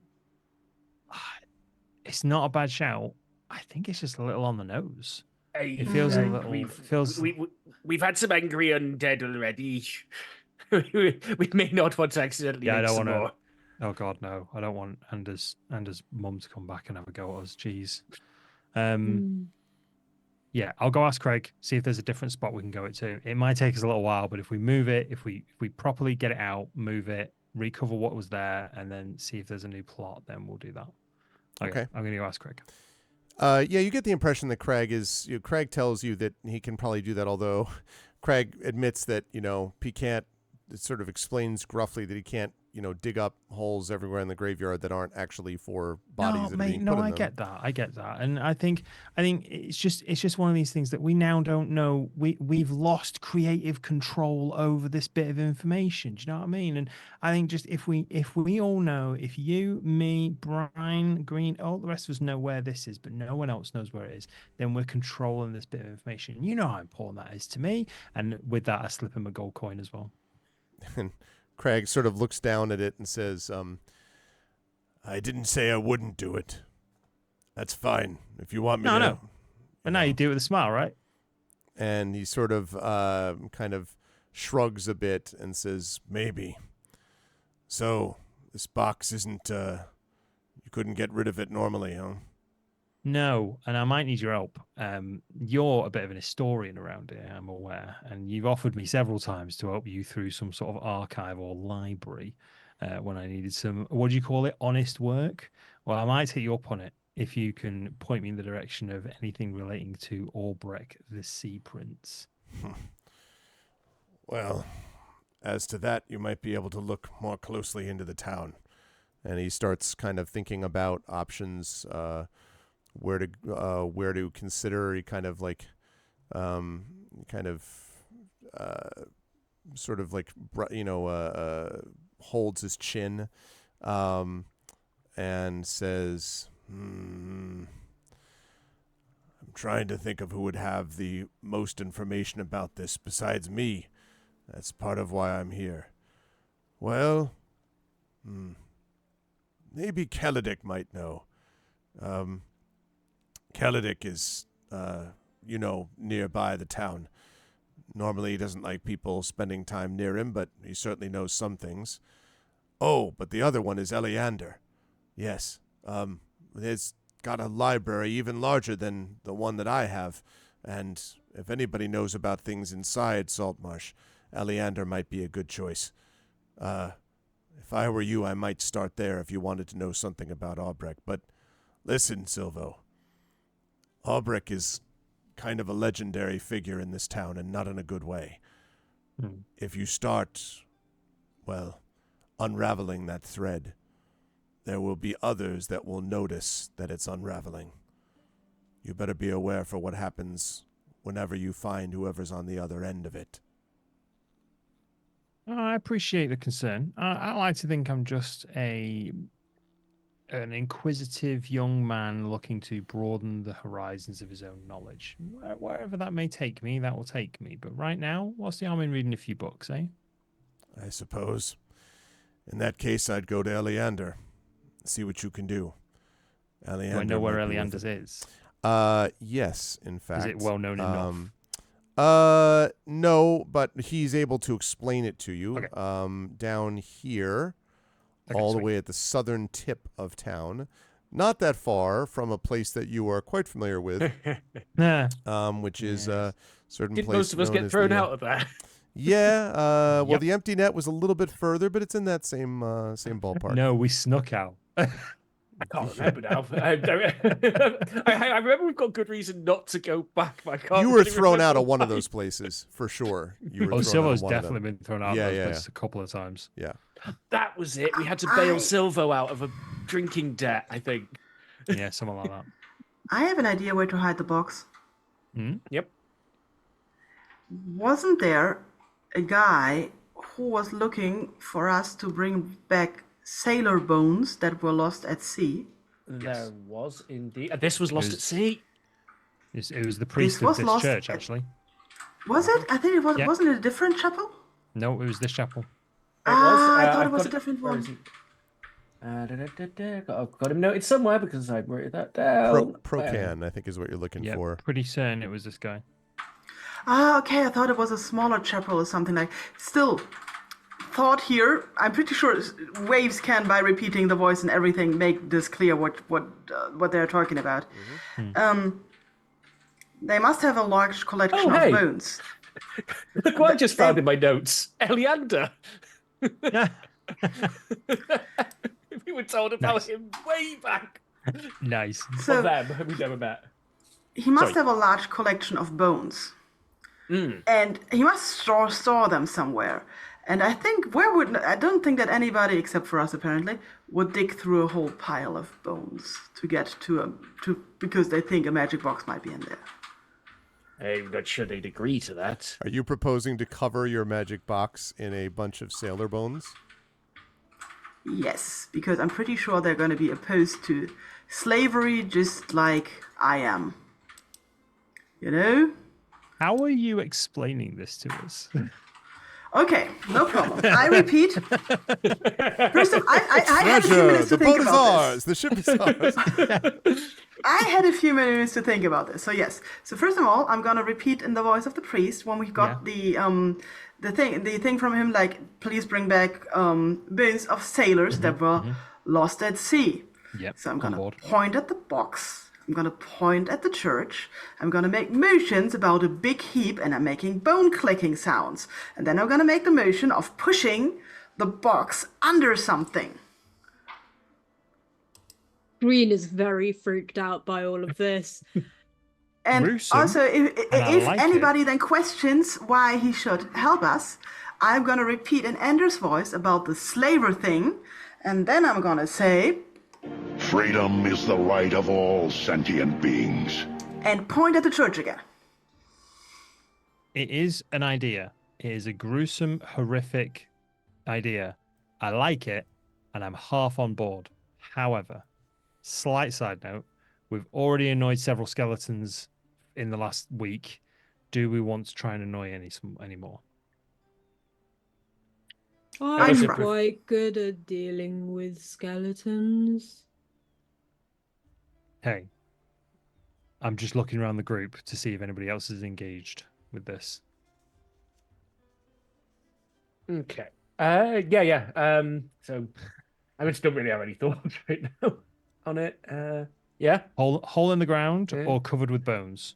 Uh, Those seem to be our options right now. I Hole feel in the like hole in ground. the ground might be less disrespectful. It is a hole in the ground Also, in a let's not forget. graveyard. Yes, it is, but it's not a grave. It's just a hole in the ground. Yeah, in a we graveyard. haven't replaced anybody Yeah. or put it in with anybody. This was a patch of ground. Also, And we're we trying to obtained limit. permission. We're trying to limit the number of people who know about it. So if we actually tell the priest, we don't know. I mean, he seems like a trustworthy dude, but so did Scar and Wave Chaser, and now I've got the heebie-jeebies about him. So I don't know. I'm down with it. Like I said, you've half sold me because it's a big pile of bones and that's metal AF, but we all need to sort of agree on it. I shrug and make a few more bone clicking noises. I just imagine you making the noise of building things on Lego games, like. All right, then. If that's what you want. Cool. Let's go. Desecrate a mausoleum. Right. Craig. I'll wait And outside. Slight change of plan. Where's your mausoleum? And Craig says, what do you mean? Right. I'm going to try and explain it as tactfully as possible, and I'm even willing to do a roll to do it to try and get him on board. So I'm willing to support that with additional noises and sound bites. Okay. If I can roll a persuasion, I've rolled a 24. 24 persuasion, huh? It's one of the things I'm good at. It's one of the only things I'm good at. I've not had a chance to use it. He says, so after you kind of explained it to him, he says, so you're asking to get Welgar to agree to cover over this box in bones. I mean, yeah, but also very respectfully moving the bones and placing them around it. Think of it like an altar, right? They are an altar to these remains, and you are laying Against them slavers. against slavery and slavers, and you are laying them on and around and all up the sides of this box. That's Don't think of it as a assuming box. that the Think ship of it as like don't think of it like a box. Think of it like a pedestal. A very clean one. That's Very clean pedestal. assuming that ship really did belong to Aubric. I think that it did. The history suggests it, but we can't know for sure. That's very true. And But in the meantime, until we find out, no one's going to look where we're going to put it. he kind of like glances several times around the room and says, I don't think Welgar is going to like it. I deflate. I'm willing to have a conversation with him about it. I'm very charming most of the time. Maybe. 50-50. He might ask you for some help with something to do it. Oh, of course he will. Listen, I'm not I killing deflate those rats some in his. more. I'm not killing those rats in his basement again. All right, I did that ages ago, and I'm not doing it again. I'm not going and gathering 6 plants for him from the wilderness, and I'm not killing rats in his bloody basement. All right, but maybe if he asks you to escort his daughter through a field. How fast can she run? Yeah.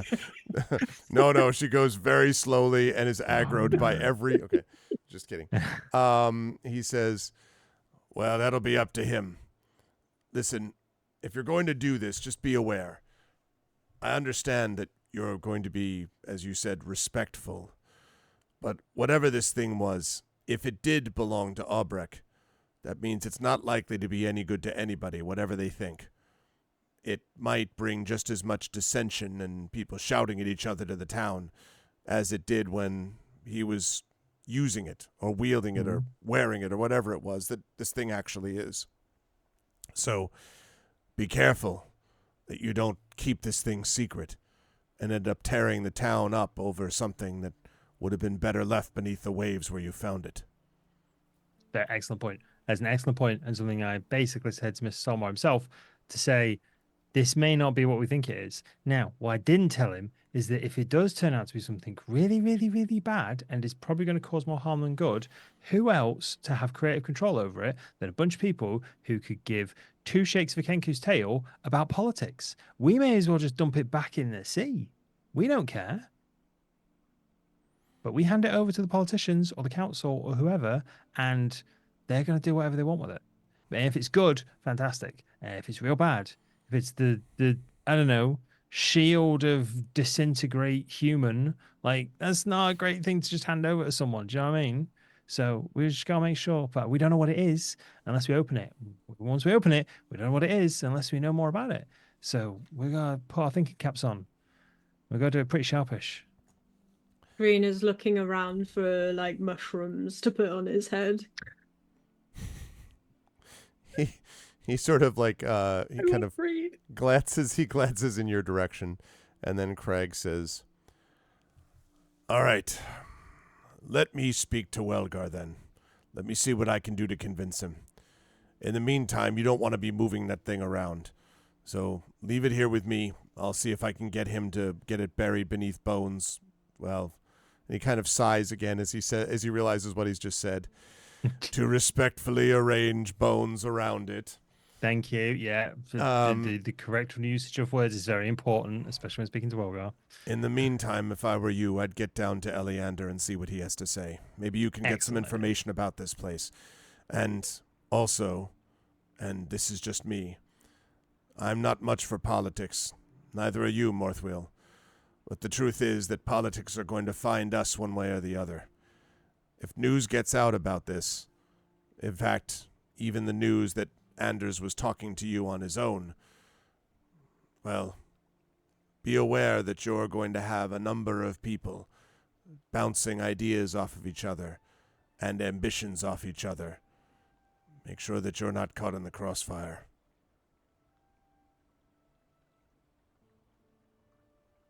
Yep, politics. That's the stuff that'll kill us.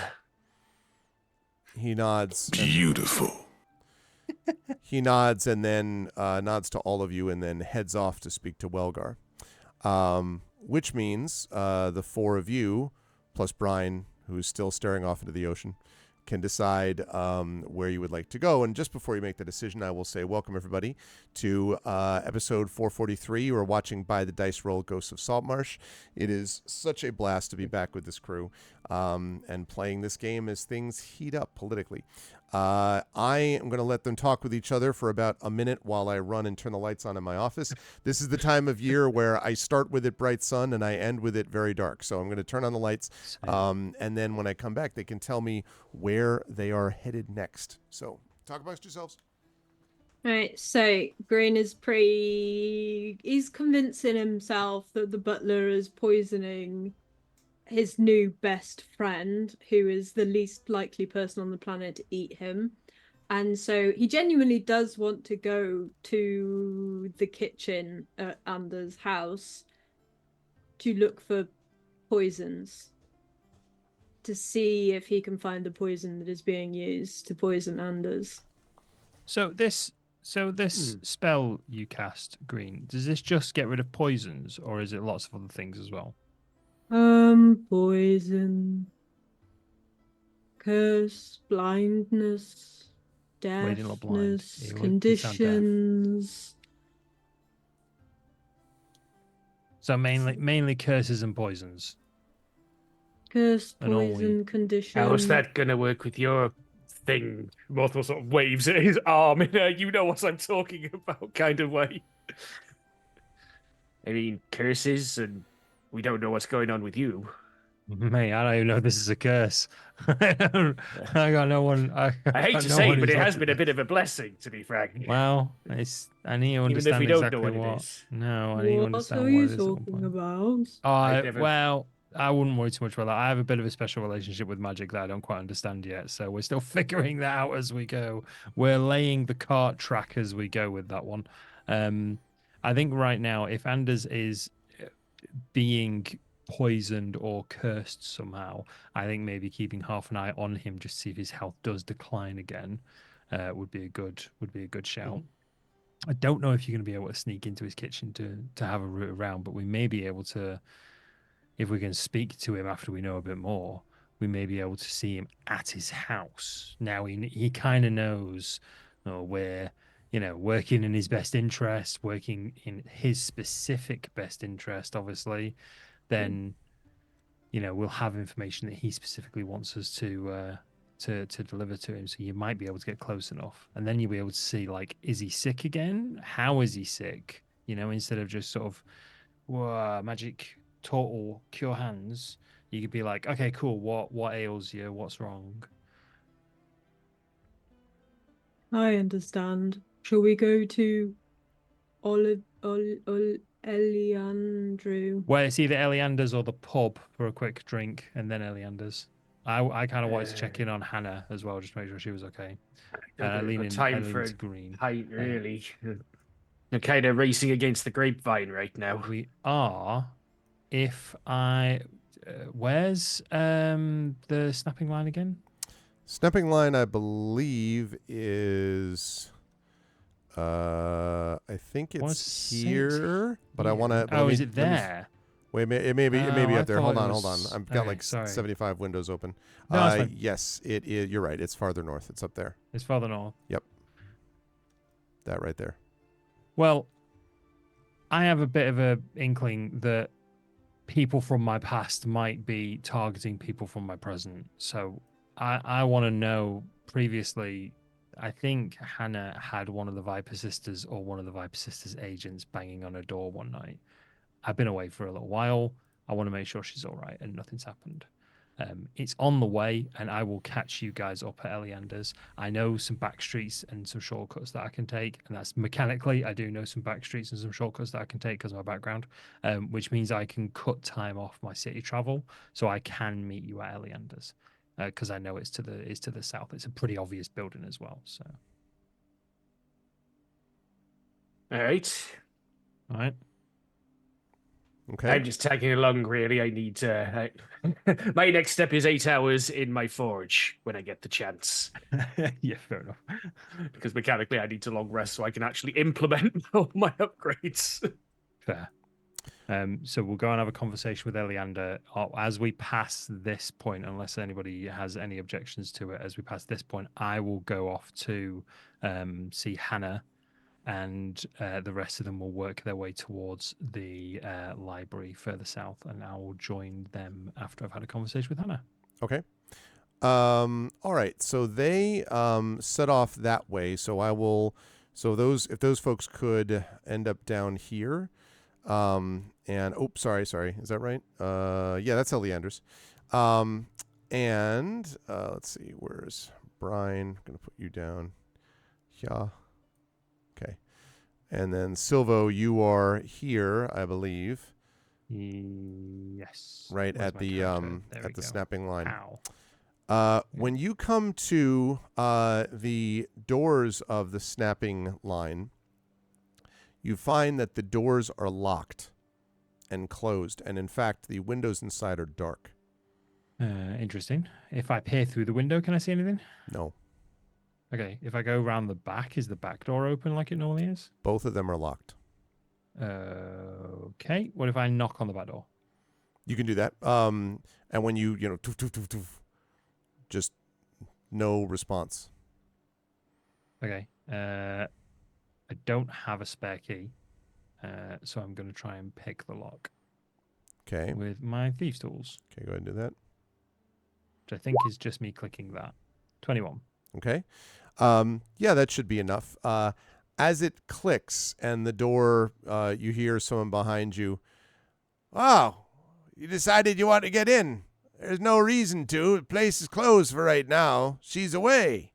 And you turn, assuming you do, to see kind of an old salt whose name you know is Bobkin. Spends most of his time either at the dock or drinking at one of these many places.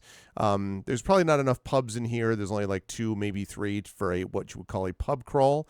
But if anybody engages in it, it's Bobkin, who goes back and forth from one to the other, And he says, yeah, it's been the last couple of days, really. I think she left in kind of a hurry, but she said she was going to be back soon. So I've just been kind of waiting around. The other place, well, it's too expensive. I need to balance my tab in both spots. Yeah, no, I understand that, Vulcan. It's good to see you. I'm glad to see you're not at the bottom of the ocean. Not yet, lad. Glad to see the same for you. Hadn't seen you for a little while either. I thought maybe she went to find you. No, I've been doing a few bits and bobs for some people. You know what I'm like. I always like to keep myself busy. Did she say where she might be going? No, she just said that she had some business to attend to and was going to take a day or two. That was probably 2 or 3 days maybe, but no, in the ballpark. Any trouble in the area recently? Not that I know of. I mean, No? there's nothing more than the town itself. It's been on edge. You can feel that for yourself, probably, but that's just what happens when people don't have enough alcohol. That's true. Yeah, air always gets a bit thick in times of tension. Do you know what I mean? All right, Bob, can I tell you what? I'm going to hand him a silver piece. All right. If you hear anything, listen, some of the lads I walk around with. Mumbles and Thumbs, right? They're always bobbing around the docks. If you see Hannah, just let them know and they'll get a message to me. All right. Sorry, my son was just talking to me. Can you repeat the last 10 seconds? I apologize. Yeah. Basically, I'll hand Bobkin a silver piece and I'll say, well, I'll tell you what, mate, if you see Hannah at all, some of the lads I bob around with, Mumbles and Thumbs by the docks. If you see them, then let them know. If you see Hannah, let them know and they'll get a message to me if that's all right. All right. I can do that. Sure. Yeah, I'll give him a silver and I'll say that should buy you a couple of pints for it. Thanks. Always the best one there, Silvo. Sometimes you might want to make sure that you're, just careful. I wouldn't want to see bad things happen. And, well, the town's been such in an uproar, and I don't know. Just be careful, Well, I'm trying my best, but I've got a reputation of a troublemaker to keep up. You know what I mean? Aye, as long as you're actually keeping it up and not falling down. And kind of these bushy white eyebrows go up. And I'll sort of slap him on the shoulder. I'll be like, never change, Bobkin, never change. And he waves his silver coin in the air and then kind of hobbles off. Cool. I'm still going to go into the pub and we can do this as quickly as you want to. I want to look for any signs of disturbance or any notes or anything like that. Okay. Just see if there's anything there, and I'm happy to make any rolls you want me to. Sure. Go ahead and make. I mean, I can give you some basics, but go ahead and make a perception check for me, please. I guess to cover some of this, and I'm going to jump back to the other three in just a minute. By the way. Cool. It's a 20. Okay. There are definitely there's no obvious signs of disturbance, but there is definitely a sign that things were kind of quickly packed away. And mugs moved around and sort of hastily stowed behind counters, chairs put up on tables, things like that. And it does not look like this was a very comprehensive job where there were tons of work carefully placed in, the windows aren't boarded up or anything, but it has all the hallmarks of someone who left quickly. Okay. And no notes, no nothing. No. In personal quarters or anything like that. No, I mean, it's going to take you a while if you want to start searching, doing secret door searches and stuff like just that. But in terms of obvious places, even in the bedrooms upstairs, no. Okay, cool. I will leave via the back door and I will relock the back door as I leave. Okay. And I will make my way to the library. Speaking of the library, Waves and Morthwill and Green, when you come to this house, this is first of all, it overlooks the sea, and it is a fairly good-sized place actually. That is not done in the sort of usual style of a lot of the rest of Saltmarsh, where everything is super practical and stuff like that. This seems to have a little bit of not luxury, that wouldn't be the right word, but sort of there's an aesthetic about it. Also, it's good work, Morthwill. There's that also that is working in its favor. And the door is closed when you come up to the house. Now we're talking about, and it is now, I would say, about maybe 1 or 2 o'clock in the afternoon, by the way. Just a quick question for Bruce. Would Green have shared his suspicions about the poisoning with us, or kept that to himself? He shared them. Okay, cool. Thank you. I'll update my note. Cheers. But it's unfounded suspicion at the moment. Green would like to look around the outside of the house for any ornamental ponds or pools of still fresh water. There is actually a small, what looks like a fountain outside, Green, that is just sort of gently trickling. Excellent. Green would like to go over. He murmurs to himself about the quiet one, the mother. Takes broken pieces of a mace out of his bag, I guess, and drops them into the water as an offering of broken weapons to his goddess of peace, basically. Yeah. Okay. Yeah, you can do that. And this place, Green, seems quieter than other places in Saltmarsh. There's no shout of dock workers or, the sound of bells as boats come in to dock or leave again.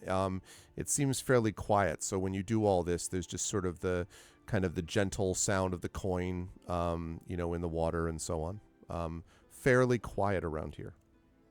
Would you say peaceful? This is pretty peaceful, yes. Mm. You're not sure how much he inner starts peace is cleaning there, but there's peace. He's cleaning this fountain. He's thinking about, what life would be like here. Oh, move it in. Yep, there's a bit of peace. I think it's fair to say. Someone else is going to have to go up to the door and knock because Green is Green's Because doing she's his just thing. lost at this point. Yeah, Mother was just like, just going to the door. I've only known him a little while. I don't know. I look in between Green and Mothwell, but I decided that Green might be safe out there, nobody trying to eat them. So I follow Mothwell. Okay. So when you come to the front door, I'm going to knock on it because I'm not going to assume this is a public library. there is a brass knocker on it as well, and it is a griffin-headed brass knocker. And so when you you hear this kind of hollowish sound, and then you hear, let me see if I can get the sound effect right. You hear a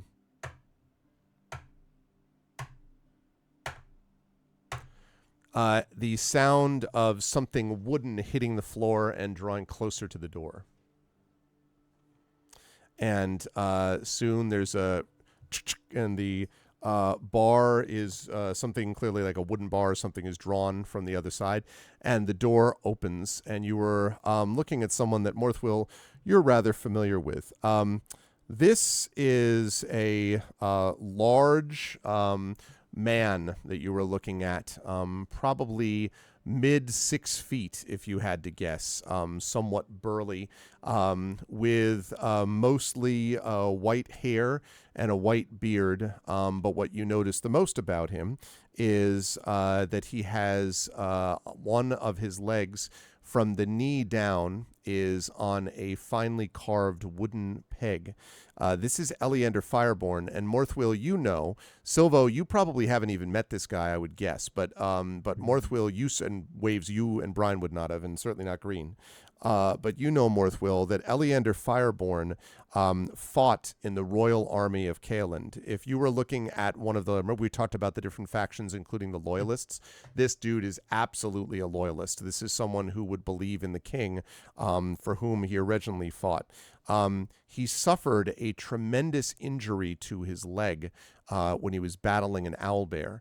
And as the rumor goes, although he doesn't talk about it too much, the owlbear basically bit off his leg below the knee.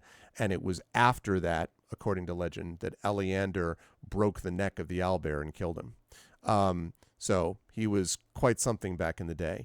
Now he is, as I say, he's sort of kind of a legendary figure, although he doesn't spend a lot of time with the regular people, most of it because he spends a lot of time in his house. But he sees you, and he's maybe a little familiar with you, and he says, "Ah, yes, well, it's Morthwill, is it? Well," and then he says, "Greetings be to you in the halls of stone." Speaks to you in Dwarvish. Now, one thing to remember about Eleander is that he is fluent in many languages. As far as you know, Morthwill, he is fluent in Common and Dwarvish and Gnomish and Elvish and Halfling, and supposedly also knows a little bit maybe of Orc and who knows what other kind of languages. But anyway, he speaks to you in the tongue of the dwarves. I will reply to him in Dwarvish. I'll be like, "Greetings to you, Master Eleander, and thank you for acknowledging me in the language of my people. I don't get much chance to speak it these days." I'd imagine not. These have been times that are difficult for everyone to understand who they're from and why. Anyway, why have you come to me? And oh, sorry, my manners. The rest of you, I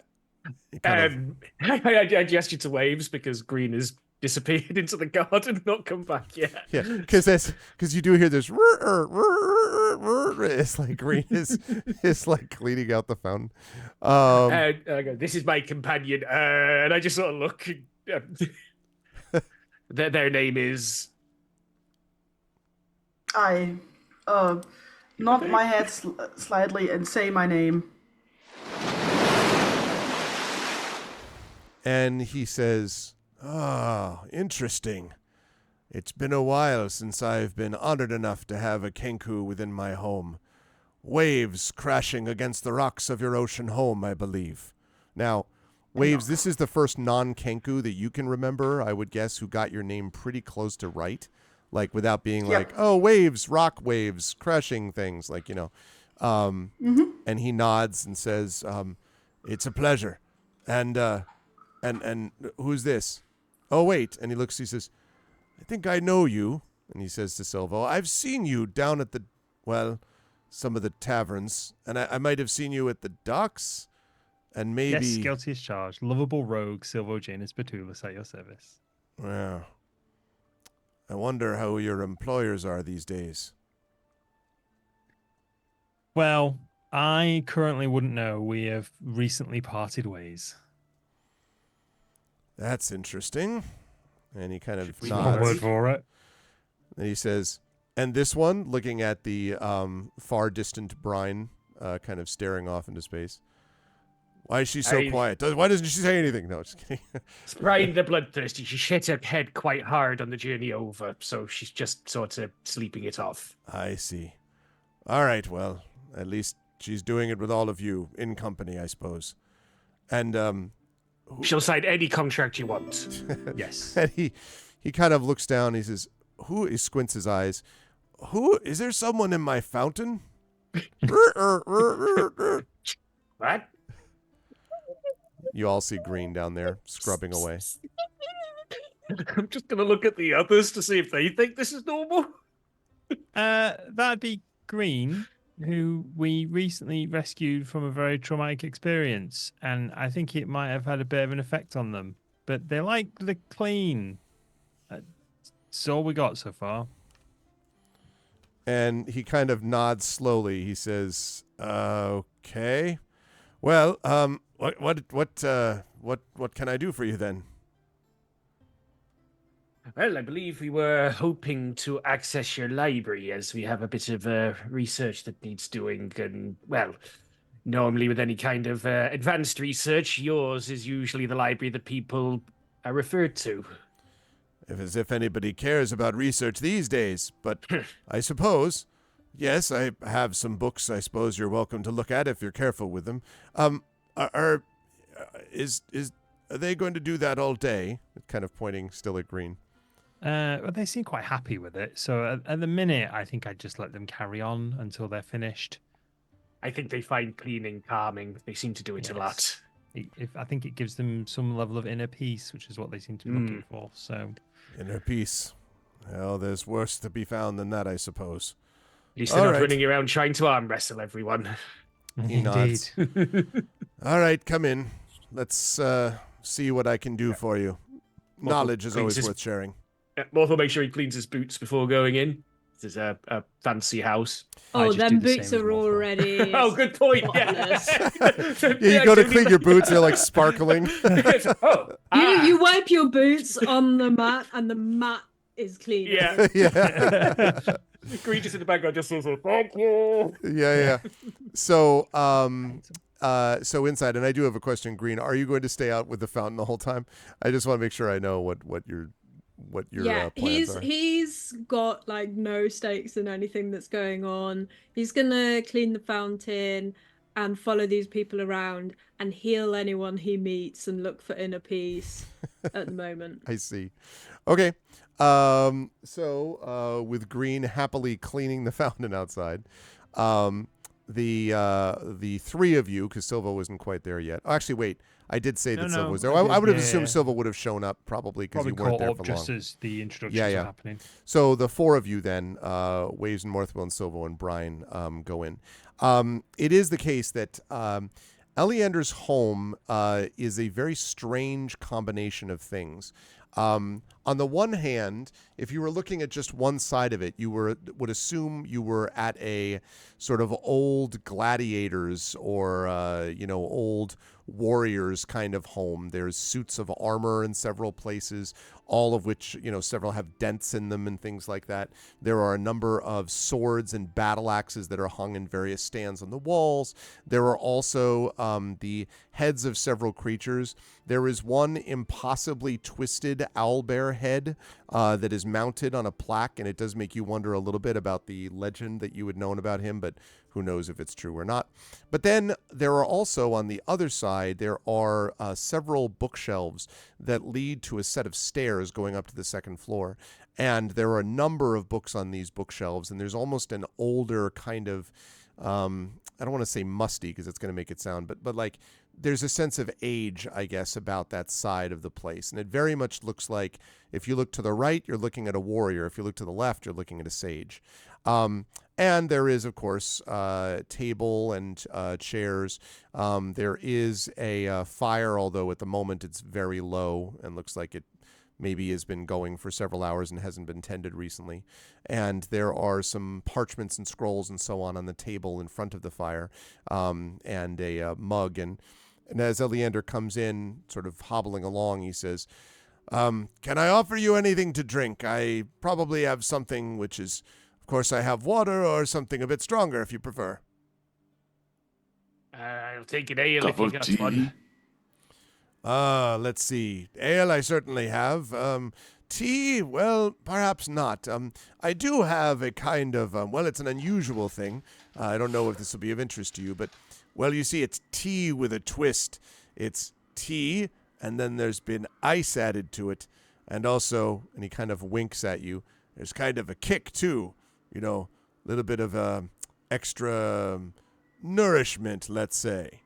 And he kind of, nods at you sagely.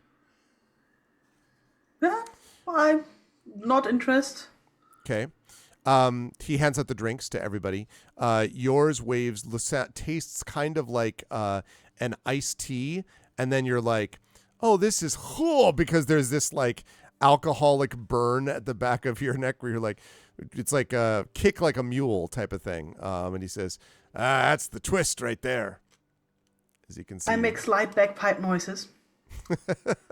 And he says, all right, well, we have drinks. What can I do for you? You said you needed my archives for something. Hey, I try to think how to phrase this. We're looking for information on merchant princes. Specific kinds of merchant princes? Yes. The slave tradery kind. Sea princess. And he kind of like, the sea princes. Well, what interest do you have in them? A bunch of slave trading thieves, but you don't need me to tell you that. You want to know about their history, what, here? Well, here and in general, really. I think more about sort of the way I don't know, maybe some of their exploits or some of the more interesting things that they happened upon. It's really more to understand specifically about Orbrick, the Sea Prince. And Also, Treasure. Yeah, I mean, Treasure's good too. so he kind of like nods slowly, and he says, I see. He says, well, just be aware that, at least as far as we know about these things, there's a lot of things we don't know about the time when they were here. But, well, they started out, as you might expect, and he kind of stands up and then clops over to one of the shelves. They started out as a group of brigands, basically. Thieves, robbing from each other, cutting each other's purses, that kind of thing. But then time came together that they managed to get a leader and a pirate captain, you might call him. He was of noble Kaoish blood. That's the thing the people of Kaelin don't like to talk much about, especially the king. But the truth is, they had people that, were of royal blood. And there was a chance to actually do these things. So, there wasn't much that could be done when this pirate captain led a rebellion. And for a while they took over. And for a while it seemed like no one would stop them. And then in 453, and he pulls out a book, King Tavish III led an army through the Hool Marsh, despite all of the death that place has to offer, and came to the city of Westkeep, and they laid siege. In the conflict that followed, well, he died. His family sword was lost, but the pirates were beaten.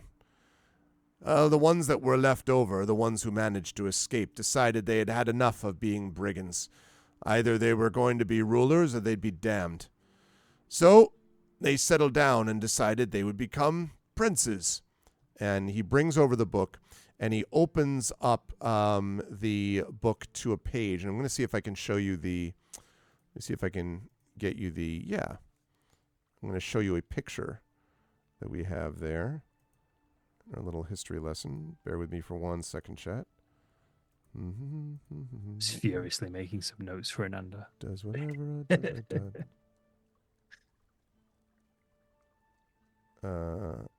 That's fine. Okay. And then I do this. And then I do this.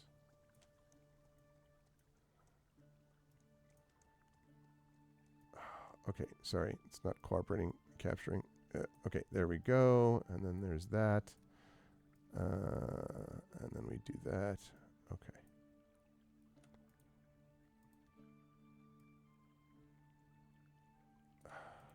Right. Okay. Here we go. You will see it on stream in 3, 2, 1. And he opens the book to show you this. And he says, well, there you are. That was their family crest, such as it was. Family crest. As if they had anything more but stuff they'd stolen from others. Sorry, I want to make one quick adjustment to this. Okay, now it should be back. Okay, good. As if they ever had anything else. But the reality is, that was pretty much taken from others too. Anyway, they decided that they'd be able to make a name for themselves, build an economy. And they did. They built an economy based on vast plantations from the south, slaves captured from the Amandeo jungle, all groups of people that had no opportunities to do anything for them, except what they could do for themselves, as the saying goes. And he shakes his head and says, well, finally, at least more recently, there was a ruling prince who took over, a man named Jaon II. He became the ruling prince of the land, and he started to be campaigning for slavery to be outlawed. There's some who think that he actually meant it, until this happened, and he flips a few pages, and he points to this other crest. And let me see if I can bring that up for you all.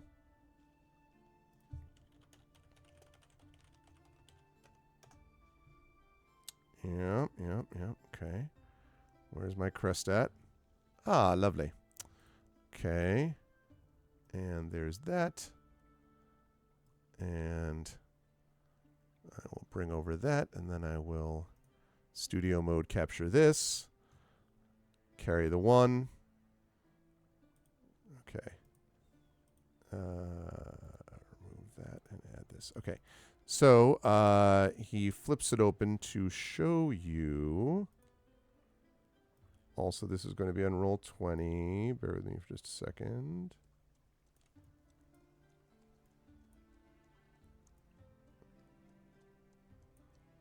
Okay, here we go.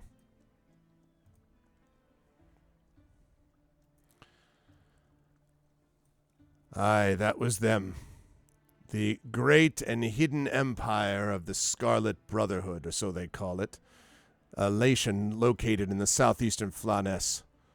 A group of monks, so they say, and final authority in the hands of the so-called Father of Obedience. And you can see as he's talking about these that he doesn't seem very happy. Like his tone is clearly dropped, and he seems like his eyes kind of flare a bit as he's talking about them. He says, well, the Scarlet Brotherhood, so is said, took over the hold of Sea Princes. An ambassador arrived at the court of Jaeon II, told the Sea Princes to submit to his government or be destroyed. The Sea Princes mocked him, and then he showed them a list, 30 nobles within the Sea Princes. Before the following morning, 27 of them were dead, assassinated, poisoned, killed. Within a fortnight, the hold of the Sea Princes belonged to the great and hidden empire of the Scarlet Brotherhood. For some time, the Scarlet Brotherhood has been making the decisions for the Sea Princes. Not many like to talk about it, not even the king. The Scarlet Brotherhood's a bigger problem than the Sea Princes ever were, in a way. But the reality is they're the ones calling the shots. You can even see them in some places, I think, around this town. I can't believe that all of the things you see are just coming from petty loyalties. There's something larger afoot, but I can't prove it. And he falls silent. Interesting. Scarlet Brotherhood as in, would they maybe wear bright red robes? Traditionally they did, yes. Yeah. Do they come worship on. any particular deity? And he says, well, depends on who you speak to. But yes, most of all, and he sort of pauses, Tharidzun. Now, if any of you want to make a religion check, you can find out if you know of Tharidzun. I mean, I'll make one. I probably don't, but I don't think that's something I'd have I looked like- into. I like rolling dice, so... Mm-hmm. Yeah. Can't justify this one for me. 16. Okay. Tharidzun. Sounds dwarfy. Let's see. So we have 16 for Silvo. We have a 14 for Waves. Sorry, I've got a We million have a windows. cleric outside. I'll go and fetch Green if he hasn't come in with us. Is there cleaning to do inside? I shrug, and I repeat wieder, Sarathun? Tharidzun. Ferretzun. Yeah, Thar. And I look at Green questioning, Ferretzun? Go ahead and make a religion check to that. 6. Ah. Clearly Too occupied with the nothing- fountain. Yeah, nothing related to cleaning there, so not a clue. You might have actually heard the name, but not super well. But I think Waves, you might have heard a little bit about this, and Silvo more for reasons I will describe. So Waves, you know that Tharidzun was known at one point as the god of eternal darkness. And that he was the one responsible for the processes of decay and entropy. Silvo, you might also know above that Tharadzun was allegedly imprisoned ages ago by a coalition of deities to present the destruction of existence itself. So Tharadzun is very, very bad news. He's described often as an incorporeal wraith form, black and faceless, pitch black, roiling, and amorphous. You might also have known of him as the Elder Elemental Eye. Has somebody told me this information about Feradzun? Or have I read it? I would think you would have heard it, especially because you were on boats a lot. This is the kind of thing that people sometimes whisper about. You know, they all talk about some of the bad gods. Tharadzun's the worst. Okay, then it's going to be very creepy because the Black Bird is now going to say in different hushed tones all the horrible things they know about Feradzun. The god of destruction. He's already found his herald.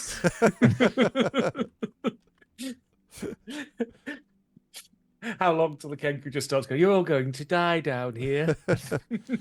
So yes. So soon. So yes. Somebody will have to say it to the Kenku first. So, but you can. So Eleander kind of like looks at you very seriously and says, "You don't want to mess with Tharadzun, and you don't want to mess with the Scarlet Brotherhood. If it's true that they are in control of the Sea Princes, then well." And he sort of shakes his head. As for Albrecht, well, the Prince of Pain, known for being a slaver, one of the ones most in charge of the slave trade, but at least allegedly long dead.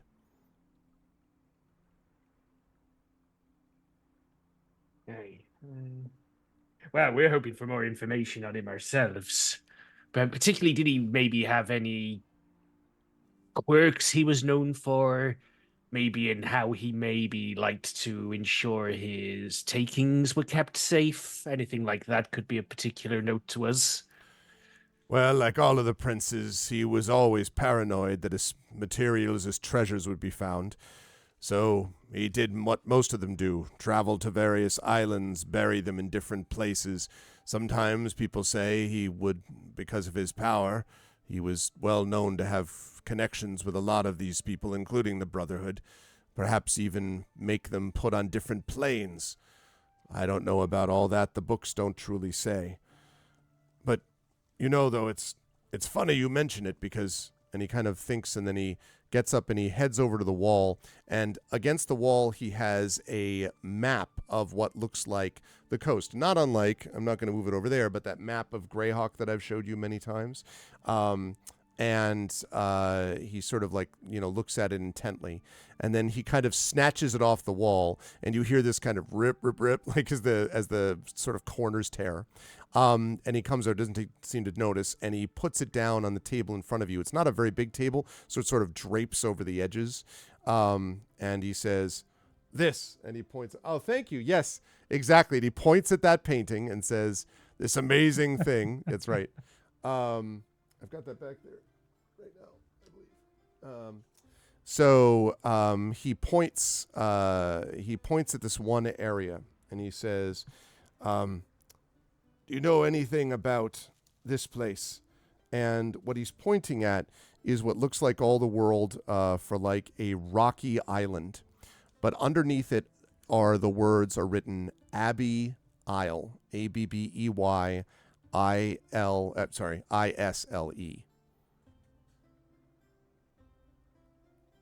don't think I do. I'm not much for the navigating myself. Waves, you might have a shot of knowing this. I Okay. would give you a history check. You can take this at +3. History. Okay, I'm just gonna do the history roll, and we just add the +3 in our heads. Sounds good. Whoop. 21. Yeah, you do know of Abbey Isle, and you know it not just because of your information. There we go. Not just because of the information that you have as someone who has done quite a bit of sailing, but as someone who is a paladin. Because rumors are that Abbey Isle is filled, at least in part, with members of the undead. And he looks at you and he says, I've heard rumors, a number of them, that the evil clerics on Abbey Isle have decided to start moving beyond whatever they do in their cursed rituals. I've heard rumors they've started to reach outwards for other servants, you might say, sending out the undead to do raids. I've heard rumors that those raids might have struck at places right near Saltmarsh itself. Whether or not that's true, if you wanted to find information about Albrecht and the Sea Princes, and if you wanted to find out more about the undead threat, you could do worse than to go to Abbey Isle.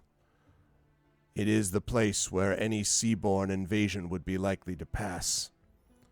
And it would be the place where, well, it kind of trails off. I don't know who your loyalties lie to, but I'll put it this way.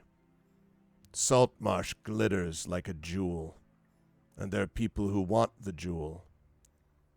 Perhaps the ones who want it the most are the ones who've always been those thieving pirates off the shores. I put two and two together. It doesn't take much to look at the Scarlet Brotherhood, and he points at the Scarlet Brotherhood crest, the Sea Princes, and he points at the Sea Princes crest, Abbey Isle, and he points at that, and whatever danger threatens Saltmarsh now. Like I said about the others, I can't prove it, but I feel it. Keenly reminded of my vision I had right now of a skeleton arm grabbing a gem on a beach in front of some ancient castle-y, churchy, abbey-looking thing. I think I've read ahead on the plot. You saw the two trailer pages for were season stuck 2. together. Keep up. You saw the trailer for season 3. I will quietly share, just remind everyone of Vision in character, though. Just not keeping him out of it, but making it clear like this is just a between us moment. Like I saw a skeleton arm coming out of a beach, and now we're being told about an island that's full of undead, and your thing happened. Okay. So Green mentioned that Green is good against undead. I'll try to lure Green inside with the No, with possible Green cleaning. came inside with the mention of evil deities. Don't worry. Okay, good. He's just touching things. The books are all like Cleaning going stuff. all into like nice order. All the dust is disappearing. It's like hard-earned book dust that people can blow off pages. It's all just disappearing. Eliander, are you any good at identifying items, by the way? Depends on the item. I'm no mage, but I've seen things. Well, I can certainly show you my horn. Should we leave? He just blinks. I will show him, so pull out the bag of holding what is only marked as magic horn from mine, because I've not had a chance to get this identified. Oh God, yeah. Yeah. Um, There's been a couple of times I nearly blew it in panic, but he looks at it and then he says, and he kind of like glances at it again, and he looks up at you. You don't know what this is? I didn't come across it in any of my books that I can remember, but, you know, when you're over 300, you tend to forget more than you know at any given moment. He grabs a, from the mantelpiece behind him, he grabs a cloth and he rubs the side of this sort of dusty horn. And as he cleans it off, it begins to, I know it's hard to believe you missed something, Green, but it begins to glow and sparkle. And soon you're just like, wow, it's like he's really polishing it, but it seems like it's more than that. Because at the end of his work, you can see faintly glowing from where he's been polishing it is what looks like a blue glowing skull. And he says, "Well, it seems you did come to me for a reason after all. Because this, so they say," and he puts it down on the table, making just a slight resonance in the horn, "can summon those same dead." And that's where we're going to end our session for today. Ho, ho, ho! So Oh, that could have gone spun the campaign in a few ways at a few points. that would be true. Yes. So good work, everybody.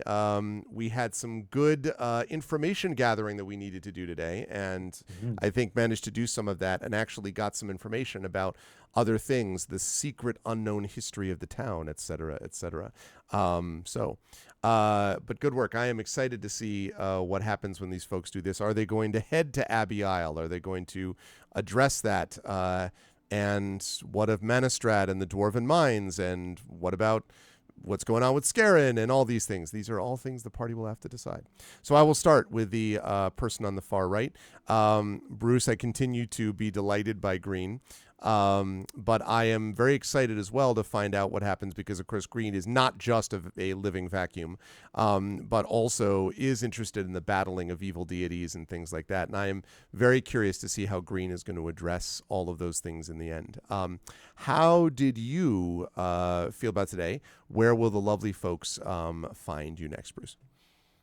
Yeah, that was really fun. Like getting some cleaning in. But yeah, gonna look forward to bringing peace to some souls that have had it stolen from them, by being brought back. Yep. So yeah, he's probably gonna find some really good meaningfulness in that in the future. It's midnight, so my light's just turned off, but I have a candle lit just in case. So yeah, it's super fun. People will find me next at this very stream in a couple of weeks' time. Yeah, 2 weeks' time. I am very excited for that. Thank you, Bruce. Really enjoying Green.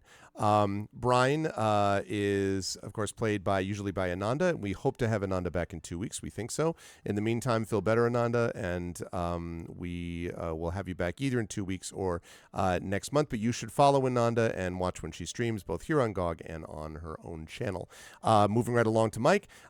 Mike, good work today as Silvo.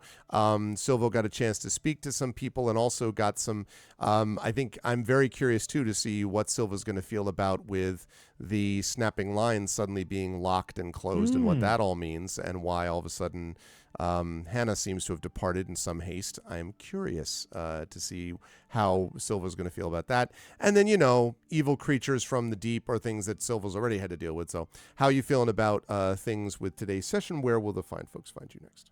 As always, I absolutely loved it. Hook this feeling up to my veins. It's been an absolutely fantastic session, and I can't wait for the next one. I genuinely cannot wait. It's been very sort of story heavy and RP heavy, and I really like these sessions. I always love combat sessions and exploration sessions, but these sessions really flesh out our characters and the backstories and all that sort of stuff. And I love it. So yeah, really excited for the next session. If you want to see my stupid voice and face in the meantime, you can find me over on Thursday, 5 to 9 p.m. BST, where I'm going to be continuing my playthrough on PS5 of Silent Hill 2 Remake because I could not get the PC version to run smoothly. So I just went and bought on PS5 because I'm an idiot and I love Silent Hill 2. But that's just me. Good stuff. Thank you, Mike. Very excited to see things unfold with Silvo, etc. Always a pleasure. Saber, good stuff today. Thanks again for Dashboard and Moobot as always. Morthwheel, again, is going to be brought into this mix one way or the other. I think even politically or not. But I love the idea that you were able to start figuring out some aspects that you were like, maybe the A is not for Anders. Maybe the A is for somebody else. Maybe it is for Albrecht. Maybe, and the implications of what that might mean, since still nobody knows knows, I was thinking about Pulp Fiction. Nobody knows what's actually in the damn box. But Morthwell was able to gather some info about that, and or at least about the structure of the box itself. And I'll be curious to see how Morthwell handles things going forward with both himself and the other people around town.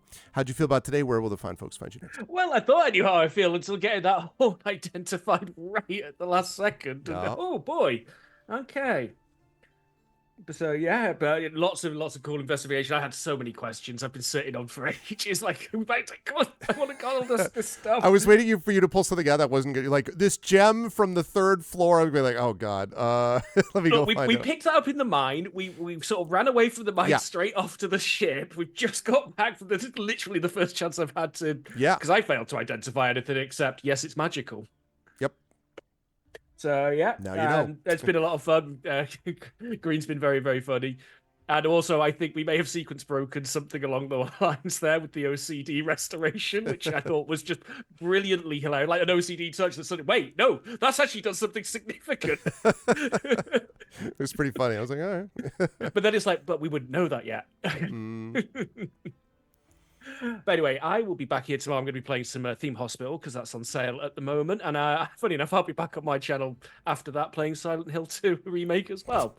Should it be the other way? Should you start with Silent Hill and then use Theme Hospital to help all the people that get hurt in Silent Hill? I'm in the hospital at the moment, so maybe. Oh, well, okay. Fair enough. Always a pleasure. You should definitely check out Saber, very entertaining streamer, and Mike, very entertaining streamers both. You should definitely do that. But thanks, Saber. Good stuff today. And last but certainly not least, Pyron, really enjoyed Waves today. I love how your entire expression for much of this thing, much of session today was like you were doing this thing just like Waves for much of it. You're like, like just like way like kind of like tilted, unsure. What exactly, deep suspicion, press X to doubt, etc. What I love about this is not just to bring in just you as a Kenku, as I said, but to be able to bring you in as a paladin, and the implications of what that means too, because that's not just like I'm a warrior. Like, no, I mean that's you got some serious issues with the evil and the undead and things like that. So that was fun too, and I'm curious to see what happens from this point going forward when Waves is like, wait, what is exactly at stake, and this gets sort of ramped up. How did you feel about today? Where will the lovely folks find you next? I loved it. I think it was great fun. And yeah, I mean, I'm a Kenku, so sometimes listening before speaking, this thing that I just listened to, is just the way it is. So there's that. Yeah, I'm a paladin, but I have this thing about freedom and the open sea and all of that. So the sea princess and slavery is just more in Waves' target area than undead necessarily. Yep. So nobody likes slavers. We'll see. That's a pretty good one. Yeah, not at all. We'll see about that. Actually, a game that I really like is going to go on sale very soon, I think tomorrow already, and I'll try to fit in a stream of it this week or next week. I've streamed it once before, but I still feel like not enough people know how amazing this game is. And so I'll actually try to fit in a proper stream. Are you at liberty to say the game? Like what? No, not yet. Oh, I have to wait. Okay. Until it actually happens. Okay, gotcha. I would love to, but it's like time travel thing. I can't do it before it happens. Gotcha. Okay. So yeah, that's a thing that might happen. Then again, in 2 weeks, with D&D, sometimes with multiplayer, if multiplayer happens. Saber has recently pointed out a very nice game to me that I need to maybe buy to play online multiplayer with. What was the name again? The greatest penguin heist of all time, Saber? That's the one. Yeah, I saw Saber playing a bit of that yesterday. Yeah, so I don't know, there might be streams and gaming happening, so that's a thing. It's good stuff. I am excited for that, and most of all excited to be playing with all of you and to see you back here in a couple of weeks. So chat, can we get some love for our amazing and awesome By the Dice Roll crew, represented by Undeveloped Bruce, represented by Inanda, represented by Wholesome Horror Gaming, represented by Darksaber2K, and represented by Pyron Jade. Thank you, crew. Good work today, and the plot thickens. We will see what happens in 2 weeks. Bye for now. Bye, everyone. Bye. See you later. Bye. Bye. And that, folks, is going to do it for us for tonight. Really enjoyed today, as always. I know I always say this but it's always true. I really enjoy Dungeons and Dragons, my favorite game, and I love playing with this crew. And it's been really fun to play, also to lean into Greyhawk a little bit, where it's like it's not the Red Wizards of Thay, which is a Forgotten Realms thing. It's not. It's just fun to be able to play something else. And again, just sort of this thing where like Tharad Zun, set in Greyhawk, that's where I've been playing. As I said, Forgotten Realms. I've been doing Forgotten Realms undeveloped. I just said undeveloped, Bruce. Forgotten Realms undeveloped. No, not Forgotten Realms undeveloped. Forgotten Realms Unlimited Adventures. That's what I was going to say. Unlimited Adventures, the realm, where we just got done with Tharad Zun. So there was, and it's weird. Everyone, like strange places that you don't, secrets man was not meant to know, as I said before, stuff like that. So it's really wild. So I am excited to see what happens with them as everything comes together, the Sahuagin threat, the political intrigue, the stuff with this guy. Like there's just a lot of stuff going on. So it'll be fun to see how that all goes down. If, however, you like what you saw and heard here on GOG, let me encourage you to all come back tomorrow, and I believe Saber will be on next tomorrow with Theme Hospital. I will be back on my own channel Wednesday night with more community D&D. That is me hosting it. I'm not playing or DMing it, but I host it on my channel with the Shadow Crew as they continue to play Waterdeep Dragon Heist, which is a lot of fun. But if you do want to see more Forgotten Realms from yours truly, or since I was just talking about Forgotten Realms before, I will be doing that. And I'll be doing some Unlimited Adventures on Thursday as we continue with Forgotten Realms Unlimited Adventures, that gold box classic from GOG. I am looking forward to that. That'll be Thursday night. And then I will be streaming on my own channel Saturday night remotely from the World Fantasy Convention in Niagara Falls. I have a reading up there and a panel that I'm doing, but I'm also going to be streaming remotely with 2 out of 5 of my long-running Infinity and Beyond crew. 2 of them will be there in person, so I'll be streaming with them. And we will be streaming remotely with the other 3 people who will not be there in person with us as we continue to play Eberron, Oracle of War, and that is a lot of fun as well. As for By the Dice Roll, we will be back here in 2 weeks. And next Tuesday, I'll be here for Pen and Pixels, playing some more of Songs of Conquest, which will be a good time as well. If you like what you saw and heard today, please follow the channel. Check out our... Okay, we'll do Effect Life. I will do. Check out our, if you haven't already done so, please follow the channel. Please subscribe to us here on GOG.com's Twitch channel, because that supports us, supports the streamers here, and everybody involved. So please do that. That would be much appreciated. And if you haven't done so already, please consider as well clicking through and checking out our individual channels, because we have our own individual subsystems and Patreons and all that kind of good stuff as well. But otherwise, I want to thank everyone for being here, and I will see you lovely folks either on my channel tomorrow night, or we'll see you back here with Darksaber tomorrow on GOG. Otherwise, I'll see you a week from today for episode 444 of Pen and Pixels as we continue with the video game Songs of Conquest. Until then, everyone, please be good to each other, and I will see you lovely folks soon. Otherwise, have a good night.